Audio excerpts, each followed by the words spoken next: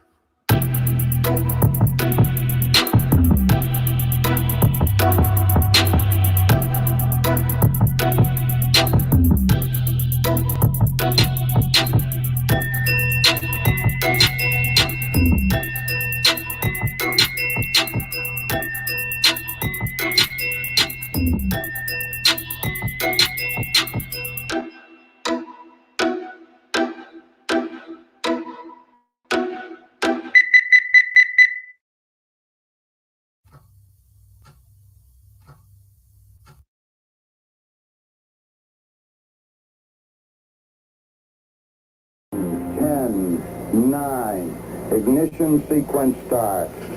6, 5, 4, 3, All right. 2, 1, So 0. All engine running.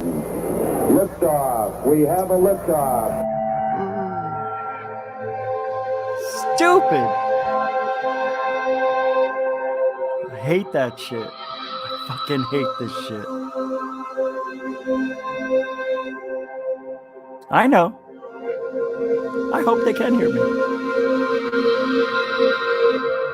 You're listening to GUFON Radio with Rich Giordano.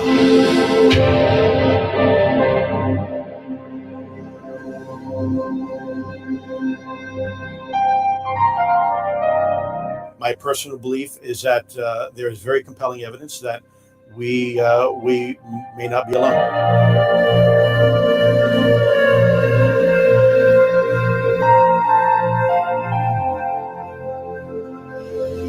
There has been and is an existing presence, an ET presence. It's not going to make a difference.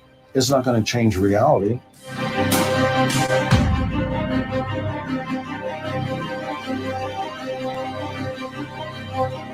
I believe, as do the other folks that were on the flight, that when we visually saw it, that it was something not from this world.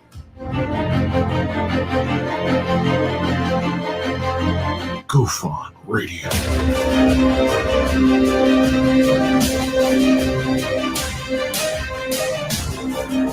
You were either in or you were either out, brother. But the crew rise to the top. Oh yeah. GUFON Radio with Rich Giordano.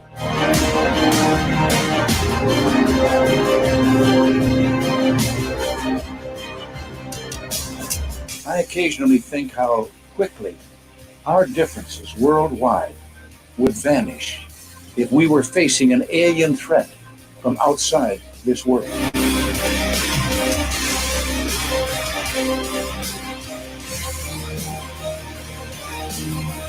GUFON Radio. Remain seated, please. Permanecer sentados, por favor. You're listening to GUFON Radio with Rich Giordano.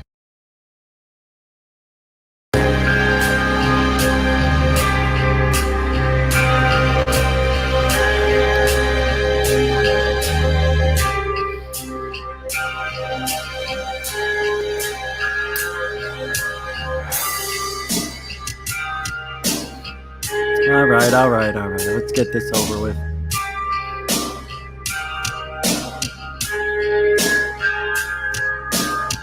Hey, shut off. Welcome to GUFON Radio Stream. I'm your host, Rich Giordano. Somewhere over here, I'll introduce them one by one. Where's Dave Scott? He's here. That's right, guys. It is May 1st, 2020. And now, a continuing every first of every month, as close as we can get, we will be doing the GUFON Roundtable. That's right. We're copying every other show because I want to have some fun once a month at least. Actually, twice a month, but if I, SOR, I go there once a month. If I'm invited, you don't always get you don't get the invite every time. But when you get it, you perform and you show up and you answer under a minute, not 5 minutes, not 7 minutes. I'm just giving you guys hints. Tonight's show will be a little different. I like to do, things that other shows don't do. So I wanted to throw this out there tonight. Every 20 minutes or therearound, the lights will start flashing in the background, the spinning disco ball. You'll hear a siren go off, and I am going to choose two numbers. 1, 2, or 3 will be chosen first, and they correlate to Dave, who's here right now. So let's bring him on. Dave, where are you? Oh, where am I? Where am I? It's like magic of popping fresh dough. How you doing there, little Richie G? There he is in the bottom left corner. Hey, what do you say there, Sizzle Chest? Welcome to the show. I'm doing good, Richie G. How you doing up there? I'm doing pretty good, man. Look at you. You're losing hair on top. I am. Hey. I'm joking. You got a full head of hat. Let me tell you something, brother. Well, thank you so much for coming on this show. I mean, because I've been on like 60 of yours, but who's counting? I love doing roundtable shows. All right. So if I choose number 1, that's going to be Dave. If I choose number 2, and we're going to welcome him to the show, it is GutterGawker in the top right. Let me look at you. Which way? There you are. What's up, man? What's up, guys? How you doing? I'm good. How are you guys? Hang on. Let me fix my mic. GutterGawker has his own show on YouTube. He doesn't, I don't, know what, if you call it. So you don't say it's a show. You say it's a hangout. Yeah, it's just people hanging out from the chat rooms, shows that I like. Man. If I choose number 2, well, that's all right. You get it ready. And if I choose number 3, 3, where is he? He goes by Test 1 tonight. Didn't follow instructions. That's okay. Random Rick from the Random Rick Show on YouTube. Welcome to the GUFON Down Diagonally. There, look at you. How you doing? Hey, I have to look up this way. There you are. Hey, what's up, man? How you doing? Thank you for having me on. This is great. Great honor. Great honor. This is amazing. Yes. And people know you in the chat room, just like GutterGawker and Dave from Spaced Out Radio. Hi, Dave. Hey. So tonight's going to be a little special. Now, Rick is number 3, so he's RR. 2 is GG, and Dave is the gorilla for tonight. You're Bigfoot. Big Dave. No, well, you're just Dave. Oh, wait, why is he muted? Who did? Jaime? Oh, he's not where's my picture? Because you always call me Bigfoot. Oh, I'd have to find it. I wasn't thinking about bringing that on. I can find it. It'll take me a second, but then we'd have to pause the show. So let's get it going, shall we? Great. I hope you guys are doing great during the COVID-19. Obviously, they're ending it now. We're going to go through, a couple of steps. I don't know. Step 1, we'll let a couple of people out. Step 2, a little more people. Step 3, go ahead. Everybody go. And then now I just found out there's a step 4. So is there a step 4? They're working on a step 4 as we speak. I learned that today. Hold on. You big prick. Hey, D Cooper. Now I'm not going to be able to yell out the super chats every time. So thank you very much, D Cooper, for that. And hello everybody in the chat room. I'm just saving time. You know who you are. And I just want to mention tomorrow night, Richard Lenny is coming on tonight. He will be a guest on the show. So tomorrow night, Saturday, we're having Richard Lenny. Should be great interview. He's a good guy. All right. Now, speaking of your mother's got an ass the size of Wisconsin, what is going on? Why is it attacking me now? All right. Oh, my God. I'm going to change it up. That one caught me off guard. I'm going to change it up. if I swear to you, I thought there was like orbs. Well, there may have been. And I just found out these little fruit flies. Now, anytime I turn the light on for the show, it's one or two, and they just, bother me. What was that? Did you guys hear that? Somebody's phone. That was my phone. My bad. I actually, I'm just surprised things are working right now. So this is good. This is great. All right. Wait, now now I didn't mute GutterGawker. Wait, I just muted myself. Oh, okay. I see. I got my rowdy friends in the background ransacking the bar. I appreciate that because this is my first time using multiples on here. So usually I've only had one. All right, good. Thank you. All right. So the first question, who's it for? Oh, it's for Dave. Oh, hi. Hi, Dave. Hi. I'm not going to. Now, this is for everybody, this question, all three of you. I'm not going to talk about COVID now. So we're going to do this first because I want to switch it up. I just decided it. I'm going to go by my notes because I haven't done one of these. So I have, but it was a long time ago. All right, here we go, which means I'm out of practice. Dave? Yes. Have you noticed on Facebook, and this is for everybody, so, listen in, about these fake accounts that are being loaded up? Now, there's about 12 or 13 of them where they're getting millions of likes, tons of views on Facebook, and it's strictly fake UFO videos, pictures, and stories. Are you aware of this? What do you think this is doing to ufology in general, and why would this happen? If you notice the pattern of this actually started right when the lockdown started with COVID-19.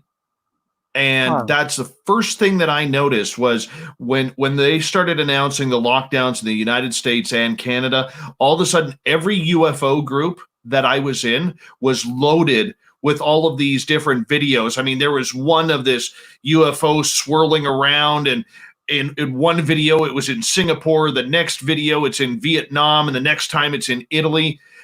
And I really believe that there's these groups out there that are putting this crap out there, and it's all a cover up to try and get hits on their own YouTube page or their own Facebook page, maybe to monetize it or whatever. I mean, it is ridiculous. But the worst part about it is, okay, you're always going to have those crackpots who go and put this bullshit out there.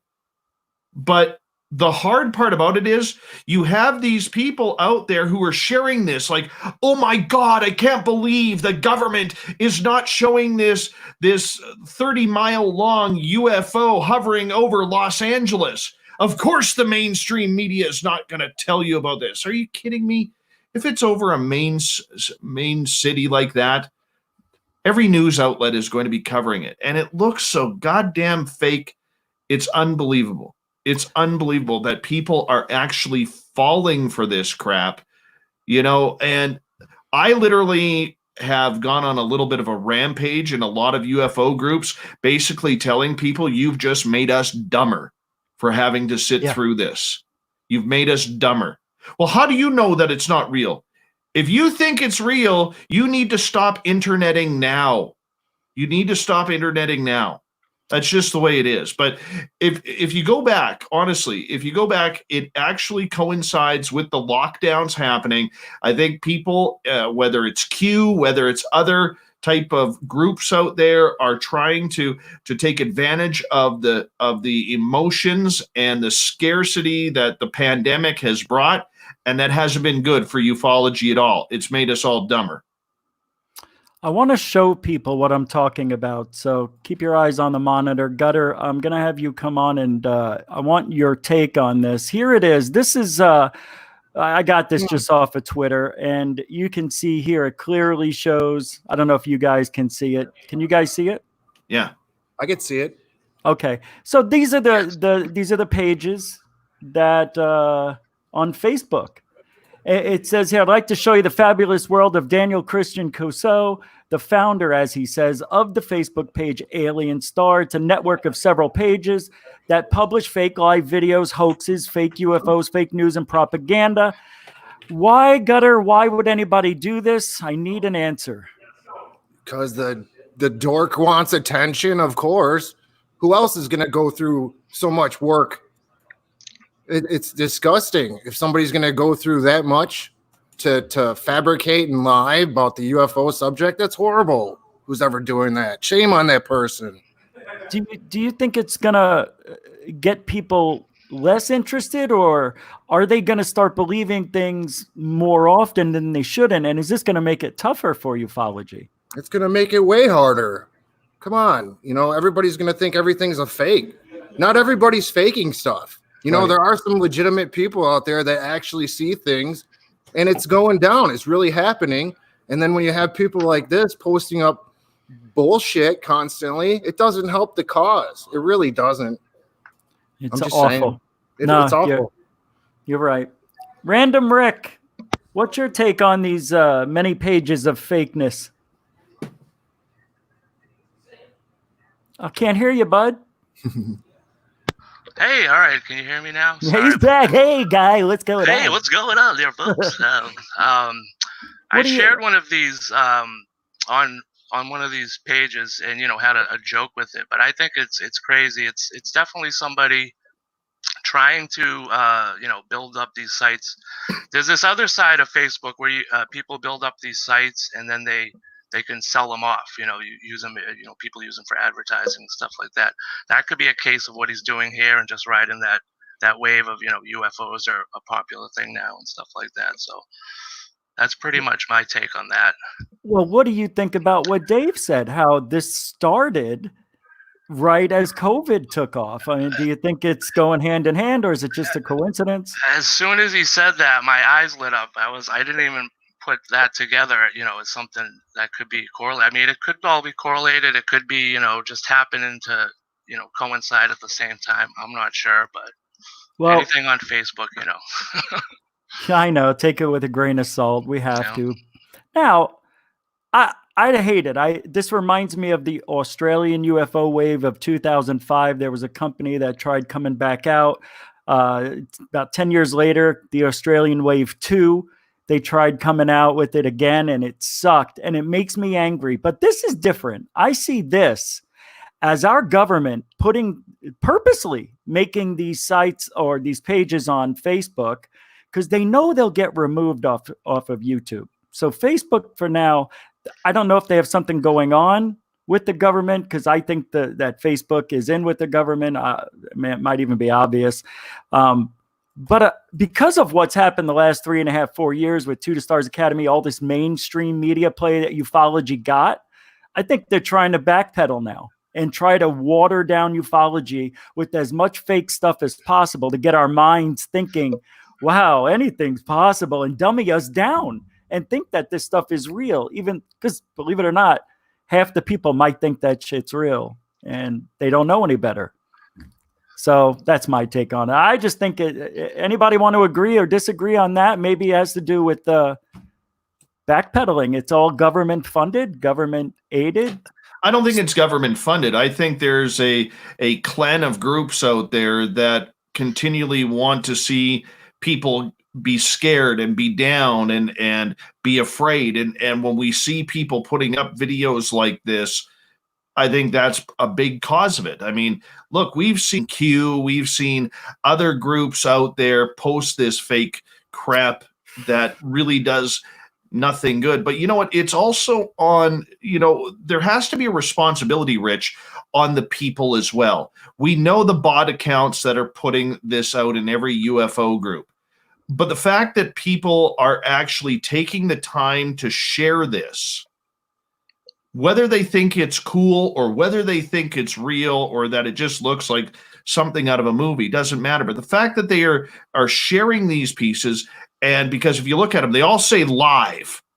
They all say live, and they all have like 546 live viewers at that time, and it's always the same. And, the people out there who are actually falling for this and sharing for this, they are the ones who are just as responsible as these bot accounts that are putting out these videos. And that is a big problem. That is a huge problem for what we are doing and for those who take this very seriously. This is dangerous stuff. I think this is very bad, and we're going to be taking steps backwards. Dr. Greer's movie that came out, let's talk about that. Let's go into that movie. I want to ask Gigi first. GutterGawker. Sorry, I don't mean to call you Gigi. It's just easy. Like I'm RG or Gigi. That's double R. That's fine, Rich. You call me whatever you want, buddy. I love your show. I love your show. I love your chat room. Your chat room is the best in the biz, man. I love your chat room. That chat room rivals any chat room on YouTube, bar none, since we were the 300. So all right. Feel free to call me whatever you want, buddy. All right. So I want to talk to you about this movie. Did you see it, first of all? I have not seen it. I would like to see it, but I just think Greer is another panderer. You know, he's pandering out bullshit. He knows just as much as the next guy on the street. Nobody knows anything about UFOs. Come on. And if you're going to try to be an authority and tell me what it is, you're full of crap. I don't like it. As much as I want to agree with you, I kind of disagree, because the guy has done a tremendous amount for ufology, even though he's a little bit quirky. But I talk, I make fun, I do all that stuff, but no, when it comes down to it, the guy's done just about as much as he can do. Well, maybe he has brought it to light some, but what he's trying to present doesn't make much sense, in my opinion. He doesn't have any information. Yes, maybe he could somehow contact UFOs randomly somehow. I don't know. But he doesn't have any detailed information from them. He doesn't know what the ETs are or what they're about or what their intentions are. Come on, he's misleading everybody. That's what I don't like about people that do that in ufology. They mislead people. It's unfair. You notice, though, Gutter, that you have Stephen Greer on one side, where he's all aliens are peace, love, and light. Let's bring them on into the fold and let's make sweet love to them. But on the other side of the whole government standard, you have Tom DeLonge, who's saying all aliens are bad. My sources are saying that they're here to terminate humanity. We got to get nukes up in space. This is evil stuff. So on one side, you got Greer's people who are saying, oh, the aliens are fantastic. We got to team up with them. And on the other side, you have DeLonge, who is sitting there saying they're all bad. So whose government sources are right? And you're right. It is very confusing that this is going on. Well, here's the way I see it. You might have all these people say aliens are good. You might have some people say they're bad. I like to be right in the middle with stuff, like a great peanut butter and jelly sandwich, man. I believe there probably is some good and there probably is some bad. But we don't know. We don't know their intentions. Nobody will until they come down and tell us. That's my whole spiel about this. So you're not buying that Greer speaks to them? No. He might see them. I believe a lot of people see UFOs. I have seen a lot of UFOs myself, but I've never had any talk with them. I don't know what the hell they want. Well, that's kind of why I was asking if you saw the movie, because the CE5 program teaches people how to do that, astral mind travel, or talk to an alien a billion miles away. I don't think an ET is going to want to talk to you, or a UFO will want to talk to you, unless they have the want to do so to you. Sure. Yeah, I don't know how it works, because I can't get a hold of them either. The line's dead or something. Random Rick, what do you think? Stephen Greer, did you see the movie? I have not seen the movie. I have seen you play clips of it on your show. That's all you need to know. That's pretty much it. That's 99% of where I get my UFO information is from your show, which I'm grateful for, because you really know what you're talking about. No, listen, seriously. But the guy, does he talk to aliens? I don't know. Do I talk to aliens? Maybe in my sleep. You know what I mean? Who knows? There's so many videos out there now. I just got on Amazon Prime, and you'd be surprised that there must be hundreds of these alien documentaries popping up. So Everybody has their own story. I have no idea. I really want to see the show. Guys, it is now time for the personal question. It is 20 minutes into the show. So I am going to, this is new. I am going to choose a number 1, 2, or 3. 1 is for Dave. 2 is for GutterGawker. 3 is for Random Rick. This is the 20-minute personal question to get to know who's here tonight. That's right. Every show it's going to be different. All right. Now, once I choose a number, I'm going to choose a second number. That second number, 1, 2, or 3, will determine the difficulty of the question. If you do not answer, you have to leave the show. Here we go. All right. I didn't look. I'm picking it. It's number 3, so that's Random Rick. Oh, here we go. Oh, let me show you. I don't want to cheat. Is that a 2? Oh, it's a 2. It's a 2. GutterGawker. Oh, 2. No, not me. It's Rick. Oh. It's Rick. It's Rick's turn. All right. Now I got to pick the second one, determining the strength of the question and your ability to answer. Oh, boy. Here we go. Uh-oh. It's a 3. Oh, no. Oh, this is not bad. I think you'll be okay. Okay. I'll try my best. You're actually getting off easy with this compared to the other 2. Good. Thank God. All right. Here's your private question. The difficult level is 3. You must answer or you have to leave the show. Question. Right. If you found $120,000 in cash in a briefcase just walking by a park, would you take the case and drop it off to the police, or would you try to figure out a way to wash the money like in that show, Ozark? What would you do? If I found 120 grand, oh my God, what would I do? Cash, in a briefcase. Cash, in a briefcase? Would you take it, or would you turn it in? Because you have to think. What if somebody's watching that case? Oh man, I could really use that money. Oh, that'd be great. But in the end, money doesn't mean that much to me. I'd rather have a good soul, and so I would probably turn it into the police. Okay. I'm a loser. Do you guys believe him, Dave? Do you believe him? I think so. Random Rick, do you believe? I do. Me too. You get to stay. All right.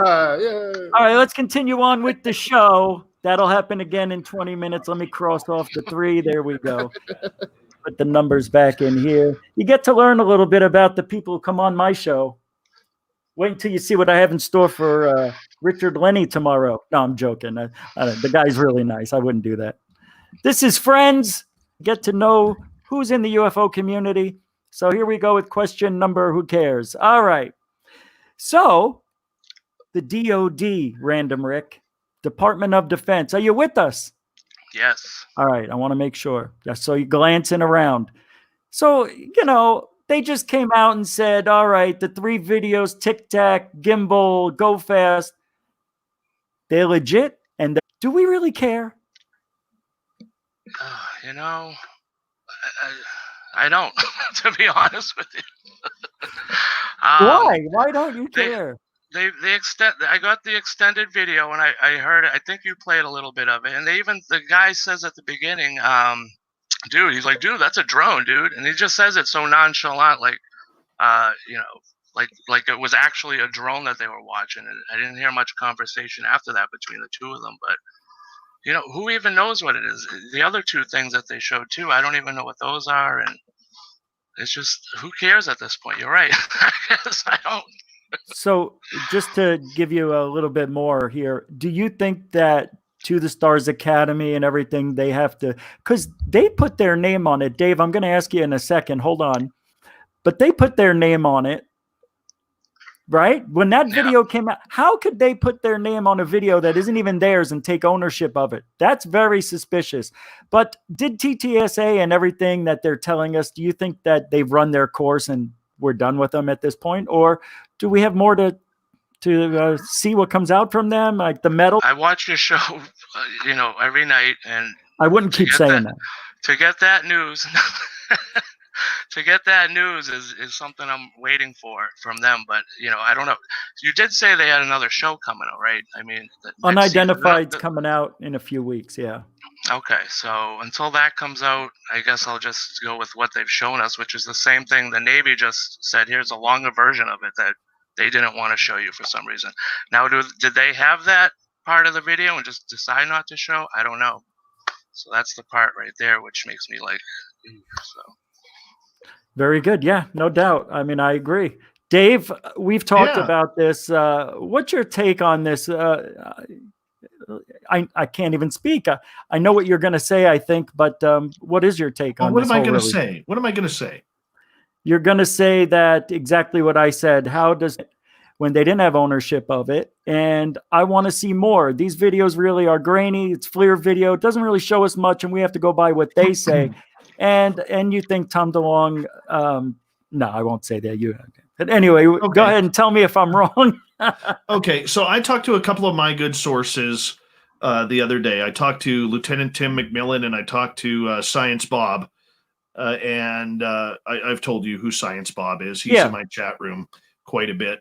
And both of them are very much in the know, and they know the players and the game and everything like that. One of the things that I learned through this was the result of these videos. Part of the reason why it took so long for them to declassify these videos was because there was a great debate in the field from the United States Navy and the Department of Defense on whether or not they were actually going to be getting rid of Chris Mellon and Luis Elizondo's top secret clearance. This was part of that debate because they gave permission for the Tic Tac video to be released because that one was released in 2007. But the other two videos, from what I'm hearing, they were signed off on as drones, and that's how Elizondo and Mellon were able to get them out of the ATIP program and into the hands of the public. Now, the Navy took great exception to the fact that the To the Stars Academy put their logo on their videos.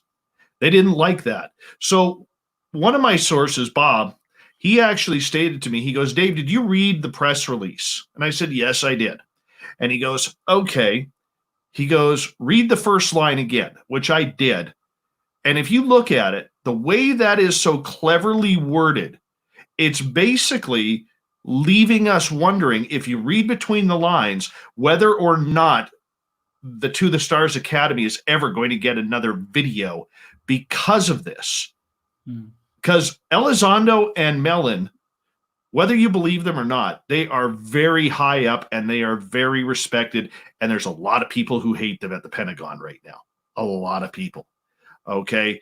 But the fact is, they had the power and the authority back then to do what they did. So with that, they were able to get those videos out. It's just a matter now of the DOD now saying in that press release, yeah, we're just classifying this. We don't know what they are. Good on you. Do what you will, but you're probably not going to see anything more out of us anymore. We're not playing that game. Yeah, I can see that. Well, I'm glad you have sources that are close to these sources or that are in the know. Oh, man, Random Rick, we already asked you that. I meant GutterGawker. Yes, sir. What do you think? What's going on here? Are we done with TTSA with, this release from the DOD? I never started with TTSA, not from the beginning. I've never watched one of their shows. I don't care what they say or put out. It's all fake. It's garbage. It's not true. It's not real. It's not boots on the ground. It's not people outside looking at these things fly over. It's just a TV show. We can't fall for it. That's one of the reasons why I really liked your show from the beginning, Rich, because you always pointed out people like that. And that's why I stick by you, brother. Well, I appreciate that. I guess we could just go off of whatever we think, because nobody really knows the truth. I don't know. I really don't. It's very confusing because I thought, Dave, and I wanted to ask you just something else. isn't this what happened a few months ago? Isn't this the same thing that happened when they said the videos are legit? What's so different about this than what happened a few months ago? A few months ago, the Pentagon stated that they had UFO programs and that the videos looked very real. They didn't actually take them to the classification section that we actually saw them declassify these videos. That's the big news. Okay. Is that these are the first real UFO videos that have been declassified by the United States government. I mean, they've always been tighter than a virgin nun, and now they're releasing them. Okay. But I think for a long time, guys, we're not going to get anything else. Whether the mystery is if these were UFOs or these were human types of technology that just haven't been brought out to the public yet, I really don't think that we have any ability right now of seeing anything else for a long, long time. That's a shame. You know, I don't really hate To the Stars Academy. What I don't like is I felt like I was deceived. You know, we all thought that they were going to be at the forefront of disclosure, and then a couple of years later, we don't study UFOs. You know, yeah. All right. But that's the mixed message that we've always got with them, Rich. That's the disconnect. Yeah, I know. Okay. And that goes back to day one when they had their opening press conference. How do you have a press conference with no press there? I don't remember that. Yeah. On October 11th, when they announced To the Stars Academy of 2017, I remember that. Tom DeLonge calls a press conference, brings up his team, brags about how he put Robert Bigelow's team together. And then later on, we find out that there was absolutely not one member of the media attending that press conference because the media was not allowed. I remember that, Dave. And I remember you talking about it. And I remember thinking about what you were saying, that there was no transparency there. You know, that brings up a big question. If there's no transparency, then what are they hiding? But that's exactly it. Okay, you look at ufology today, and I'm sorry to cut you off there, Rich, earlier on. But if you look at ufology today, all the media stories on this talks about the science of everything. Everything has to do, what is this technology? Do we know what this technology is about? Nobody's asking about the UFO. They're asking about the technology. And we got to get science involved. And then you get, Mr. 1970s porn hairdo, Nick Pope, along with, it's the same people. You got Elizondo, you got Nick Pope, and you have David Fravor. They're the only ones speaking on this. That's it. Fravor. I like Fravor. I like Fravor too. Okay, there's not a shot about Fravor. But if it isn't mainly Pope, how the hell did Pope all of a sudden get resurrected like this? He's had more resurrections than Jesus Christ in this field. Do we really need to hear from Nick Pope? He brings nothing to the table. That's why I've never invited him on the show. What do you bring to the table? It's the same stuff he's been bringing for the last 25 years. Absolutely. And believe it or not, he's probably getting paid for those interviews. Probably getting paid. But isn't it because he worked with the Department of Defense? He knows the ins and outs. He has connections. You know that. That's the reason. Absolutely, that's the reason. But the mainstream media hasn't been, they don't know how to cover this story. And and you and I have talked hours upon hours about that, Rich, on and mostly off the air. And I know that myself and a couple others actually may be writing a major story about this, on how the mainstream media has dropped the ball. Because you know what? Everybody wants answers. Your audience wants answers. My audience wants answers. Rick, Gutter, Test One, you all want answers, right? I want answers too. But how do you get answers? How do you get answers if nobody's asking the friggin' questions? Okay? Like, here's a prime example of this, guys. Back when, like, Rich, you asked me about the difference a few months ago. When the Pentagon announced that they actually were looking into UFOs and have been for years, you think one reporter could have asked them what happened at Roswell? Yeah, or what'd you find? Yeah, right. What happened in Phoenix? What happened at Kecksburg? The Marfa Lights? Anything. Exactly. Not one question. How do you fuck up Roswell? Pardon my language, but how do you screw that up? Because it's not in the script for them. Mainstream, whoever's running, I believe mainstream media is run by whatever. They are told what to say. It's a script. You've seen people make these videos where they cut every news agency and they all have, oh, plane crashed. Oh my gosh, everybody dialed 911 at the same time. And you hear the same news reporter saying that. It's a script. Everything is. I feel like this whole world is scripted. Call me crazy, but this COVID-19 got me thinking this is a script. COVID-19. I can't even. It's true. That song is stuck. And the guy's hair flies off. Did you see that video? That was great. That's great. I have my son running around the house now. COVID-19. It is a ridiculous script. I don't know what's going to happen next, but I have an idea. I'm not. Hey, you know what? Might as well talk about it while we're here. And I'll start this one off with Random Rick. So just to get not too personal, but how has COVID-19 changed your life? Oh, geez. And has it changed your life? And how did it change it? Wait, did it change your life and how did it change it? It did change my life. And how is the worst part of it actually is my daughter doesn't live with me and I haven't seen her now in almost 2 months. Oh, man. Why? Why couldn't you go see her? I live here with my aunt and my uncle live on the other side. They're older. We don't want to have, she lives out in another area.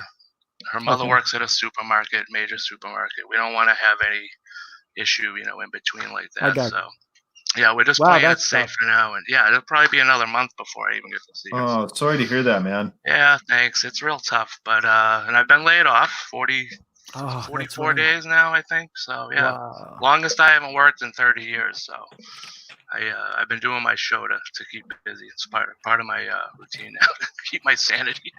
So now what's next for you once the world gets back? Everything should go back to normal, right? Or do you get your job back or what happens? Well, I was permanently laid off. So as of right now, I don't know if that'll happen where I go back there, but I'm actually thinking about just starting my own little business. I have an eBay store and I buy and sell things here and there, and maybe building that up a little and just going back to work for myself. And you should become a chef. I only like to cook for myself. I know, I'm the same way. Facebook. I used to cook for other people, but that's all right. Yeah. I wanted to thank Pat Walker for the $50 super chat that had to be mentioned. So thank you for that. Pat Walker, everybody. Pat super Walker. Chat, Pat. So, GutterGawker, same question. How has the COVID-19 changed your life? It's drastically changed my life. It's done a 180. Hey, Rick, I'm sorry about all that's going on with you, buddy. I wish I can help you out. Appreciate it. Excuse me. I'm in the same boat myself.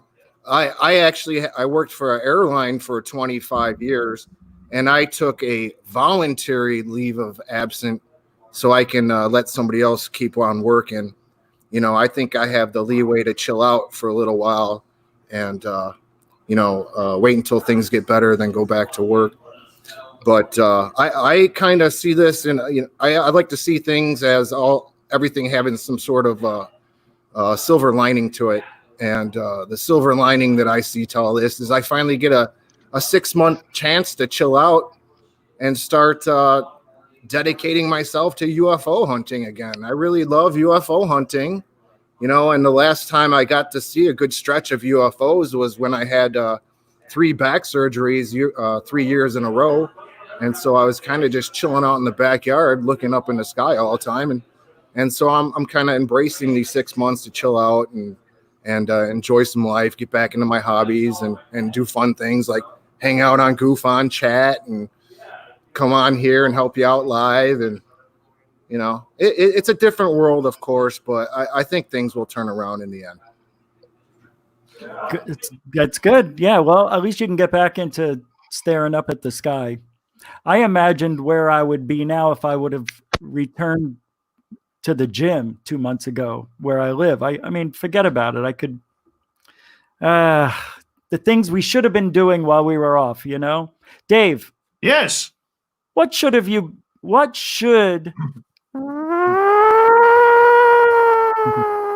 Uh-oh, here comes a question.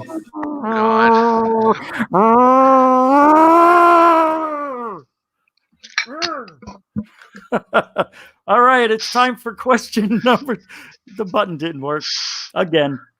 This is the personal question number 2. I'm going to pick a number 1, 2, or 3. 1 is Dave, 2 is Gigi, 3 is Random Rick. We've already done this once. Here is the personal question for number 2. Again. Yeah, sorry. That's the rules. Now, I can only pick a 1 or a 2 for you. Here we go. All right, number 2. Yes, sir. These are personal questions. Now, this is a medium toughness. Medium toughness. Okay. When was your first love? My first love? Yeah, like, you know, partner. Partner? What do you mean, partner or love? Like sex partner or girlfriend, whatever. Love. There's a difference, man. Come on, there's love and then there's sex. Which is it, bro? Come on, you got to clarify.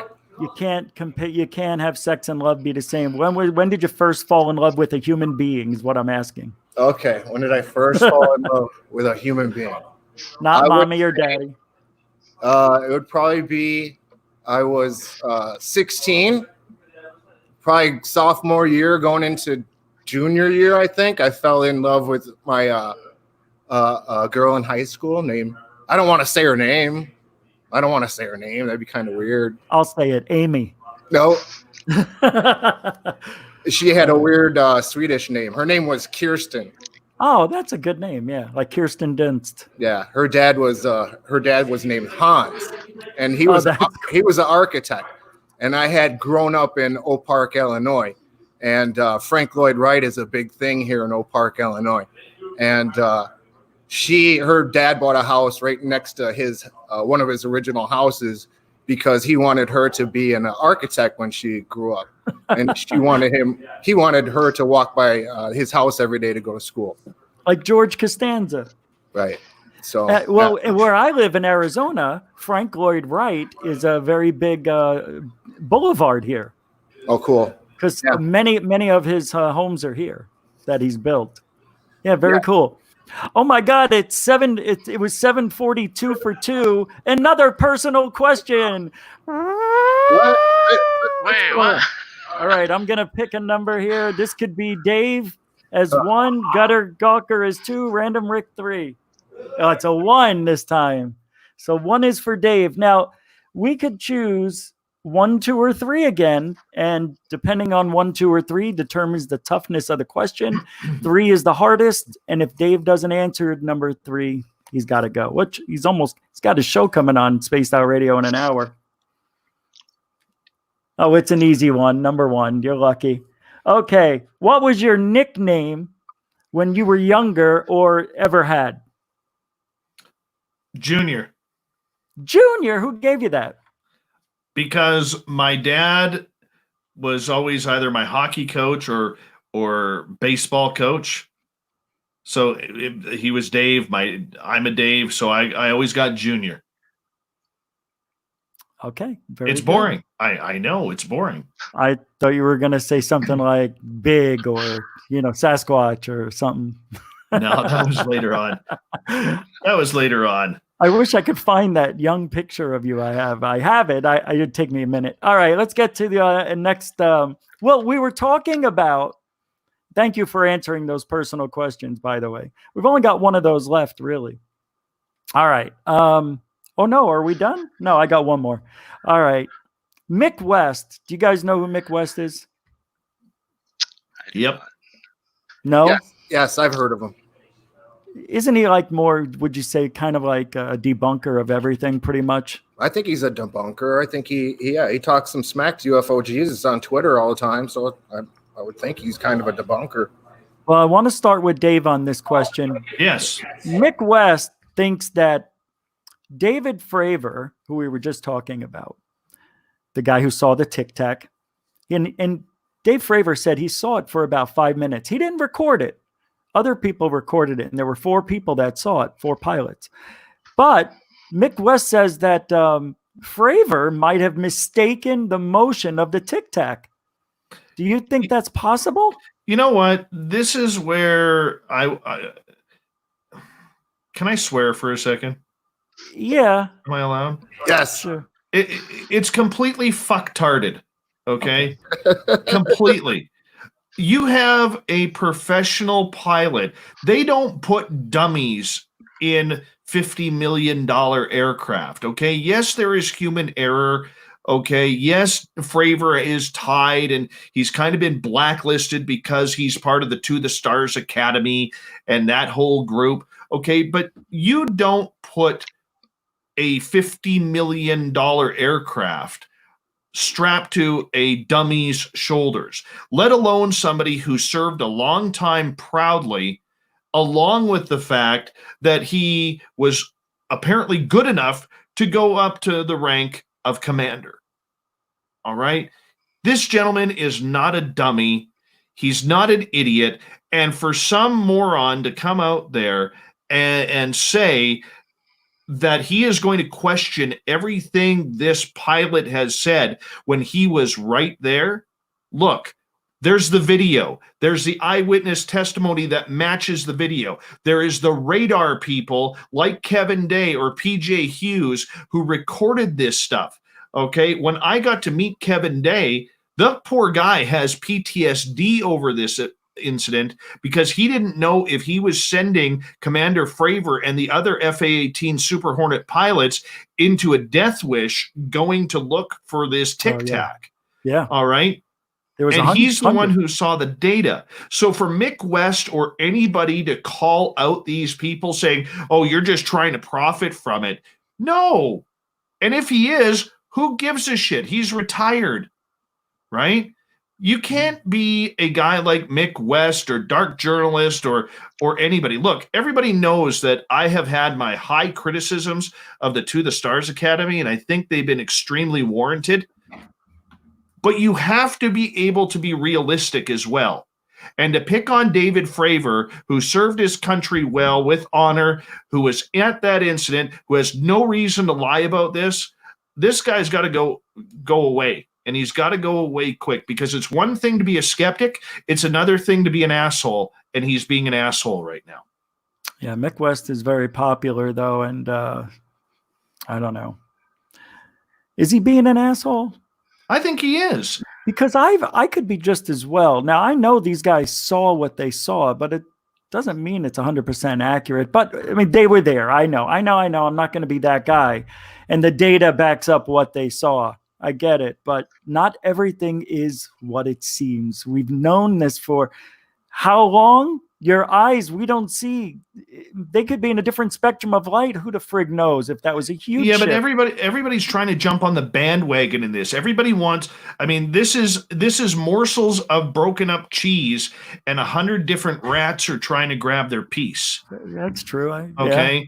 And it doesn't matter whether it's him, whether it's Keith Kluwer, who allegedly teaches journalism at a university in New York, but has tried carving these guys as well. I mean, look, TTSA hasn't done themselves any favors here. Let's all be honest. All right. But, and let me add to this. Neither has UFO Twitter with the TTSA lover boys and girls out there. Okay. Mm-hmm.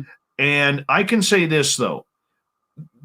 For as much as I critique them, they've done some very good work. I don't want to hate TTSA, but pick your spots, pick your battles, and picking one against Fravor, who was there, is not one of those battles. You can go after anything about TTSA that you want. The sciences, the metamaterials, the trying to buy metamaterials off of MUFON through Chase Klutsky, who was trying to negotiate that. Okay. Tie it to Skinwalker Ranch. Do whatever you want to do. but pick your battles where there is a battle to have. Don't just make shit up because you want to be getting your name in the spotlight. Too bad that these or whatever Tic Tac or any one of these couldn't have been followed or, see where they originally came from. I would have loved to have known if they came from Antarctica but they just moved too damn fast from 80,000 feet to 50 feet in a blink of an eye. That's nutty. Well, Kevin Day told me that the Tic Tac he was following, when he checked the radar data the next day, that Tic Tac went from 28,000 feet down to almost touching the sea level in 0.74 seconds. That would have killed a human being. Yeah, that's what I thought I was talking about. Okay, so it was only 25,000 feet. All right. Yeah. Well, nonetheless, that's ridiculously fast. Yeah. Oh, man. What did I calculate out at? Something like 28,000 miles an hour or something along those lines. Please forgive me on the math. I'm not sure, but it's ridiculous. Anybody know? Random Rick? Do you know how fast it actually went? Do you remember? I don't know, to be honest with you. What's your take on what Mick West did? Do you think that was good investigating, hosting, whatever he's doing, interviewing? I was going to ask if this is one of those questions that if I don't answer, do I get kicked out? Because I don't have an answer for this. Only when you see the flashing lights on the disco ball. Yeah, honestly, I don't know about that story too much, so I can't honestly have an answer for you. All right. And GutterGawker, anything you want to add to that? Not really. I think you guys are beating a dead horse with that one, man. Yeah, I know. Yeah. It's just because Mick West just made these comments. So, there's only so much we could say that we haven't said before about To the Stars Academy and what everybody else thinks. And like Dave said, it's morsels. Everybody wants a piece of the pie. Of course. Everybody's a moth for the lights when for these cable TV shows and the getting the money from all that. I don't want any of that stuff. That's why I prefer to not be involved in any of that commercialization of it, because then you just lose a lot of credibility, in my opinion. I want to ask the chat room if anybody has any questions, because tonight's the first GUFON radio stream roundtable show. I've got Dave Scott, bottom left, Random Rick from the Random Rick Show. Oh, yeah, Dave Scott from Spaced Out Radio, Random Rick from Random Rick Show on YouTube, and upper right, 2 G's are better than one, GutterGawker from the GutterGawker Show, is it? No, it's just, just a regular show. I like to do the chat room, like I keep saying, Rich, I think you got the greatest chat room in the world. And I love seeing that keep on going. That's the only reason I do it. And plus because of the lockdown and there's nothing better to do. I've never really planned to do anything like this, but I just like to keep your show going, Rich. Well, I appreciate that. Somebody's asked, Dark Hour Paranormal is asking, can we talk about Montauk? Oh, geez, that's a pretty in-depth conversation. I mean, we're talking about, does everybody here know Montauk? Dave does. I know that. Is that like a Mothman? I know about Mothman. Well, it's about a lot of different things. It's in depth, so I don't want to talk about it. I mean, you ever hear of the Montauk Monster? I think I have, but you'll have to refresh my memory on it. Oh, the Philadelphia experiment. Let's talk about that. You all know the Philadelphia experiment, the ship that, you remember the movie, the Philadelphia experiment, where they made the battleship disappear? Yes. And the guys got stuck, and they were stuck in the metal of the ship and the walls and portals. Yeah, it was very cool. What do you think about it? All right, we'll start with Random Rick on this. What do you think? Do you think we could make an actual object disappear? It looked like they were using Tesla's inventions, a Tesla type of coil to create a reaction around this ship. Do you think we have that technology? Yes or no? Go. Yes, we do. Geez, I think they might have done something back then. It's such a big story to have stuck around for that long that there might be, some truth to that. Do I know for sure? No. But that technology. I mean, there's cloaking things coming out now with cloaking clothes that they're wearing now. People have and things you can put on your face to disguise them from cameras and all this. So, I mean, back then it could have been around. Who knows? And now maybe we're starting to see, some of the things that came from that. Well, it's very possible. Tesla's, when he died, I don't know who went in there, but they stole most of his stuff, his inventions, his paperwork, all that stuff, his files. So it's possible they could have used that. No, wait, he died after that experiment, didn't they? Didn't he? Before. Yeah. That experiment was done when? In the 50s, right? Alfred 60s? Einstein, I believe, was there. Einstein was involved with it. No. It happened I thought that it happened in the 40s or 47. GutterGawker, do you know? I have no idea. Come on, give me a line. Einstein died in 55. I believe it was Einstein. I think it was Tesla. I think it was Tesla stuff. It could have been Tesla stuff. But Tesla died in 43. Oh, 43. Okay. Here's the Philadelphia experiment right here. Well, that's the film. We don't care about that. But 1943. The film is set in 43. Okay. But for a guy to be melded into the aircraft carrier would be horrible. That'd be horrific. That'd be a story nobody would forget. You would think there'd be all kinds of stories coming from people if they ever saw something like that. Well, what happened? The ship disappeared, came back, disappeared for a while, and then it came back. So there was like this mist, this cloud that was around it that was kind of electrical. It was really weird. Actually, some of the guys, and they used it in the movie, weren't they showing up later, like a week later, in the bar downtown or something like that? I heard a lot of strange stories came out of this thing. Dave, what do you think on that Philadelphia experiment? I'm not sure. I don't know if it happened or not. I mean, I'm still distressed that Al Bielik's story with his crew is all fake about being somebody else and everything. No, I think there's been a lot of conjecture about it. I don't know if it actually happened. I'm sure something did happen where a test failed on trying to camouflage the ship in more of a natural way, but to say that they traveled back in time and went to a port in Virginia and then went back to Philadelphia within a few minutes, I find that very tough to believe. What's that? I said it's very tough to believe. I agree with Dave Scott on that one. Well, there's no evidence, no documents have ever been located which confirm it. No interest by the Navy in attempting to find an achievement like that. So it may have never happened. And that's sad. That makes me a little sad. And it doesn't say, and I'm trying to look it up on where they got this sort of technology. I'm looking here. It's also been called the Project Rainbow, a comprehensive search of the archives that failed to identify records of the Project Rainbow relating to teleportation or making a ship disappear. In the 40s, the code name Rainbow was used to refer to the Rome, Berlin, Tokyo axis. The Rainbow plans were the war plans to defeat Italy, Germany, and Japan, attack on Pearl Harbor. See, and I don't see it. It doesn't tell me if it was Tesla's inventions or Einstein's or anybody. But anyway, it's an interesting story that seems to be believed by many more than disbelieved. I don't know. Very interesting. All right, let's see if there's any other questions in here from the chit chat room. Anybody want to know anything else? Anybody have questions for anybody? Oh, COVID toes.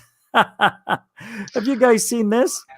I just saw that today. That was weird. Hold on, I got to take a look at this. COVID toes looks like, I'm going to pull it up for everybody here. It looks like you have a broken toe. Looks like gout. Looks like. Does it? That's bad. That's a bad case of gout right there. COVID toes. COVID toes. All right, here we go. Let's see. All right, I'm going to pull it up. Here we go. And the goosh. So there they are. Images for COVID toes. Oh my God, no. I have COVID toes. Well, you got gout. I mean, Oh, I have gout. Oh, that's right. I don't have. I believe me, I do not. Ugh, look at the hair, dude. No, you're about to take a picture. That's some hair. Nice nails. Look at that, huh? I'll lick those toes. All right, that's pretty gross. See, I think these people just wore their shoes too tight. See this guy? That's wow, Jesus. That's a dead person right there. Yeah, it's all pretty gross, Rich. Well, you don't want me to keep showing it? Oh no, I might barf here. Yeah, well, that's their problem, I guess. I mean, I'm doing a show. What do you want from me? Oh, is your bar open? No. As a matter of fact, Illinois just extended their lockdown until June 1st, I think. So it's another month from track. No. Yep. Wow. Another month. Well, with the unemployment check I should be getting, I'm extending my lockdown for another month. As you should, Rich. Go ahead and chill out, buddy. You deserve it. You work really hard, man. I may go to California. Cool. I thought you were going to drive to Vancouver to go meet Dave Scott. I know I could have done it, but my car is 160,000 miles and heat problems. And for the record, Dave, let me tell you, I offered to Rich many times to fly him out to Vancouver to meet you. So come on up. Come on up, man. He can't just. I don't know if Rich has a passport. You know, you got to have the passport to get in. I don't have a passport. You got to get the passport. You got to get a passport. Come on up. I'm not allowed in Mexico. Hey, Rich. I'm not allowed in Mexico. Yeah, just come on up. You know what? We'll make it entertaining. We'll make it a total paranormal week. I say we fly out to Hawaii and hang out with the Third Phase brothers. That might be a way better party out there. Those guys know how to cook a pig. Well, considering they'll only go on a show for an hour, how do we know we'll get more than an hour's time with them? Oh, man. Oh, here comes the question. Last personal question. Uh-oh. Now, Random Rick hasn't been asked anything yet. I'm very curious to see. Look, here we go. I'm choosing. This works. Here we go. It's number one. Dave has 2 questions left. Now I'm going to try to choose a number 1 or a number 2. Dave's already. Oh, you did 2s. It is a 2 anyway. There you go. All right, last question for Dave. So if he answers this, it's a tough one. For a medium hard question, you had an easy one last time, Mr. Nickname Junior.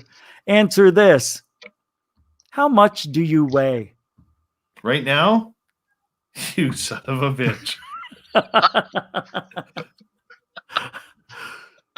If you don't answer, you can leave. You're going to leave early anyway. You don't have to answer. Last time I weighed myself, I was 242. Oh, that's not bad, actually. Okay. Yeah. I'm probably, that was before COVID-19. That's actually not bad. Yeah, I thought you were around 230. Yeah, my normal weight where I usually, when I was working out, I was at like 224. Yeah. But I've got fat since. Well, we all haven't, so don't worry about it. I know. All right, that's all. I'm ashamed to be fat right now. You're not fat though. You're mad at me now. Damn it! I knew I shouldn't have played ball. It changes the friendship, doesn't it? Well, I mean, we're just not going to be able to snuggle that close anymore because my gut will get in the way. Your gunt. You got the gunt. It's one of my favorite words. Holy shit. UFO Buster says I'm 290. Chuckles says I'm 320. Do I look like Hulk? Come on. Let's see if we can get a zoom in on you. Holy cow. No, I don't think so, man. You're fine. Holy cow. You're fine. Let's take a look. Hold on. No, Dave, you look great. You actually look thinner. It's the white beard blending with the off-white neck. You actually look good, man. 285? Go screw yourself, Canadian Joe. Oh, Oh, we have a switch up of pictures. Everything switched. Well, the good news is everybody won tonight for the personal questions. Random Rick didn't even get to. Do you want to answer one, Random Rick? You want me to choose the number? No. All right, GutterGawker, you want to take a chance? Go ahead. You've done one. All right, here's one. This is the last one. All right, last one. This is the easy question. What are you really good at? And keep it clean. What am I really? Yeah, what is the one thing you would say you could beat anybody at? Huh. Okay. And I'm not talking about what every guy does. Bingo. What am I really good at? Wow, that's a great question. Eating. No, what can you one throat a chicken nugget or can you down a gallon of milk? What I personally think I'm really great at, I think I'm a great grandfather to my 4-year-old granddaughter. I just love her to death, and every time I see her, my heart just explodes, and we just have a great time together. And every time she sees me, she loves me. So I think I'm really good at that. That's a good answer, man. Very good. Absolutely. That's awesome, man. Come on, doff your cap for that one, man. No.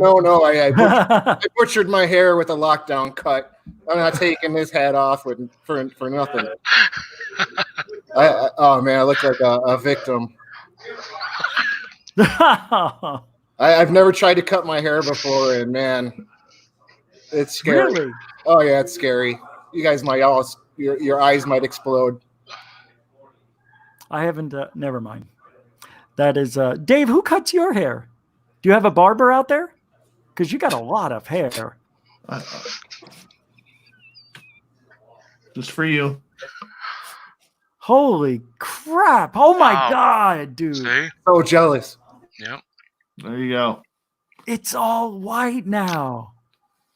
That's unbelievable. Not white, silver. Oh, dude, you're gonna be like the best Santa Claus this year. What's that? You're gonna be like the best Santa. Yeah. Not a fat joke. I'm not. That's not a fat joke. Just follow up. The white beard, the silver hair, 320 from Chuck Bam in the, now I'm 5'2", 240. Apparently I'm a midget. Right? That's right? not nice. I'm not a good friend. But no, I had a lot of people, actually, I want to explain this. I had a lot of people who were bitching and complaining, saying I look like some sort of hippie or something like that. Because honestly, I got a pretty high snark tolerance, but every now and again something hits me. And the reason why I grew out my hair is my mother is a 2-time cancer survivor.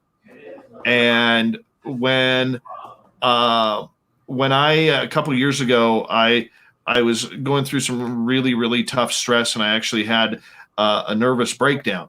And so while I was off of work, I decided, you know what? I'm going to do something. Instead of me worrying about everybody else for once, I'm going to do something that I've always wanted to do, and that was grow my hair. And so in September of 2017, I started growing my hair, and my goal eventually is to donate it so that way, in honor of my mom, who, thank God, is still around. She'll be 77 on Tuesday. But my goal is to actually donate it, in honor of her. So, I take a lot of heat from a lot of people, but once they understand why I'm doing it, then it kind of makes everything okay. That's cool, Dave. I like it. Yeah, dude, man. It's awesome. How long does it take to get that long? Since September of 2017. Oh, shit. Okay. Yeah. I thought you were going to say last year. I'm like, no way. But I also though only have like I don't have the sides grown out. Oh yeah. It's just the top. Because my hair is like really thick and it gets really warm. You're so beautiful, man. I can't. You want some? I got some to lend. Hey, Gutter, I mean, you just had a hack job. I mean, I could lend you some, man. Yeah, let me have it all, bro. Send it my way, man. I can totally do that. And if you want, I got Joe Monk's beard in my studio here. What? What do you mean? His actual beard? Yeah, man. It's There's a rat tail. That's Joe Monk's beard. Oh my God. Why? Wow. Well, he one day said that he said to me, he's like, I shaved my beard, and jokingly I said I want it. And next thing I know, in my mail, his beard shows up. Now you can clone him. I can totally clone him. Dude, So now I have another crazy. listener's beard as well. What is that about? I don't know. People shave their beards. Dave, are you sure it's his beard, man? Oh, I didn't check personally. Check personally, but let me tell you that. I mean, look how proud in your chat room Joe Monk is over that. Look at it. That's my beard.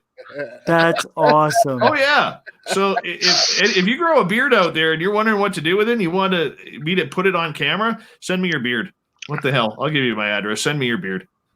Oh man, I wish I can grow a beard. I look like one of those brooms heads when the hair comes out. Oh yeah. Wait, you mean one of those things you spin with the pencil? You spin it and the hair goes up? A troll? Right. I got terrible facial hair. I hate it. I'm so jealous of people that can grow beards and use moose oil. I wish I can use the moose oil. Oh, I got some new stuff coming here soon. Oh, wait, we have a request. This is for Dave. Yeah. Here we go. The party is always on at the Moose Vancouver. The Moose Vancouver is where you want to be when visiting Canada's West Coast. Open until 2 a.m. nightly, the Moose cranks up the rock while serving some of the best rated food in the city. The menu starts at $6.95. Why party anywhere else in Vancouver when the Moose is right there? Get your horns up and rock with the Moose, the official party bar of Spaced Out Radio. That's a great commercial. It really is. That guy did a good job. Yeah. Great commercial. Great bar, too. Great bar. We looked it up online. It looks very small, very dark, but you said it's got a history in there, right? Oh, yeah. You know, one of my best experiences ever happened at that bar.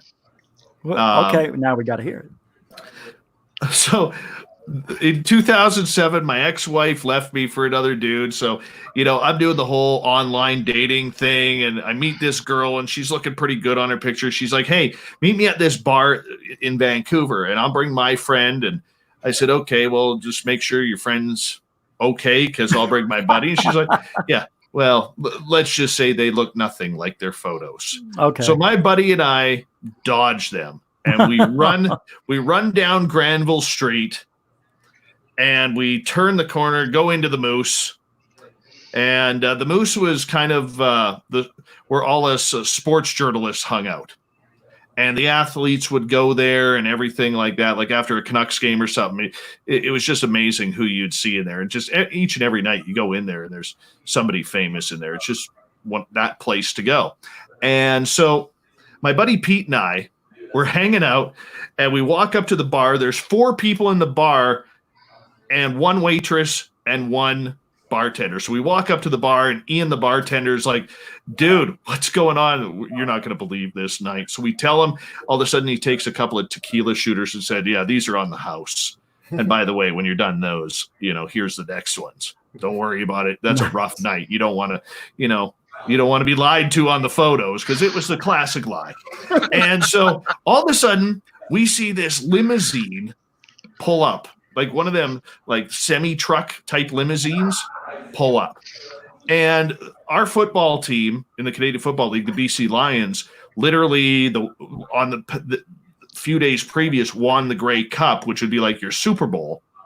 And all the players start coming out, and they bring the Grey Cup into the bar.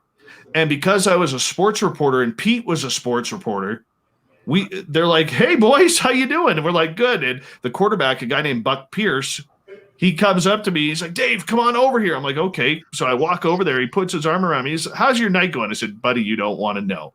He goes, well, it's about to get a hell of a lot better. Hop in the limo. Let's go.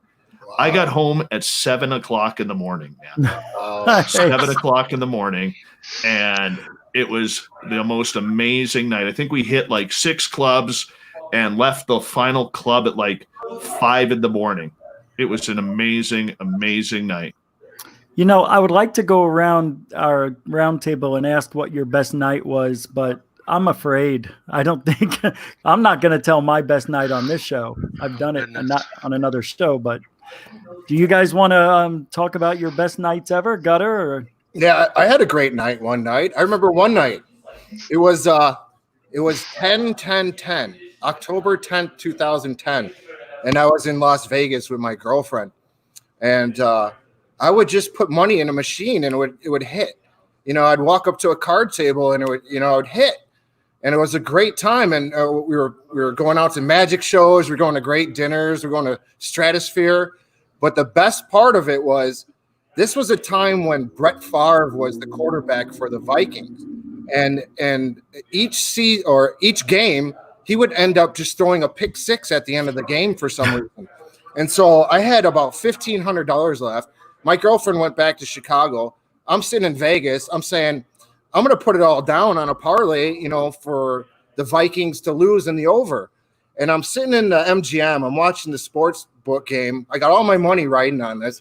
And then at the last 6 seconds of the game or something, Brett Favre chalks back a pass, throws it up. It's a pick six. The guy scores a touchdown. The over goes over. I'm going insane.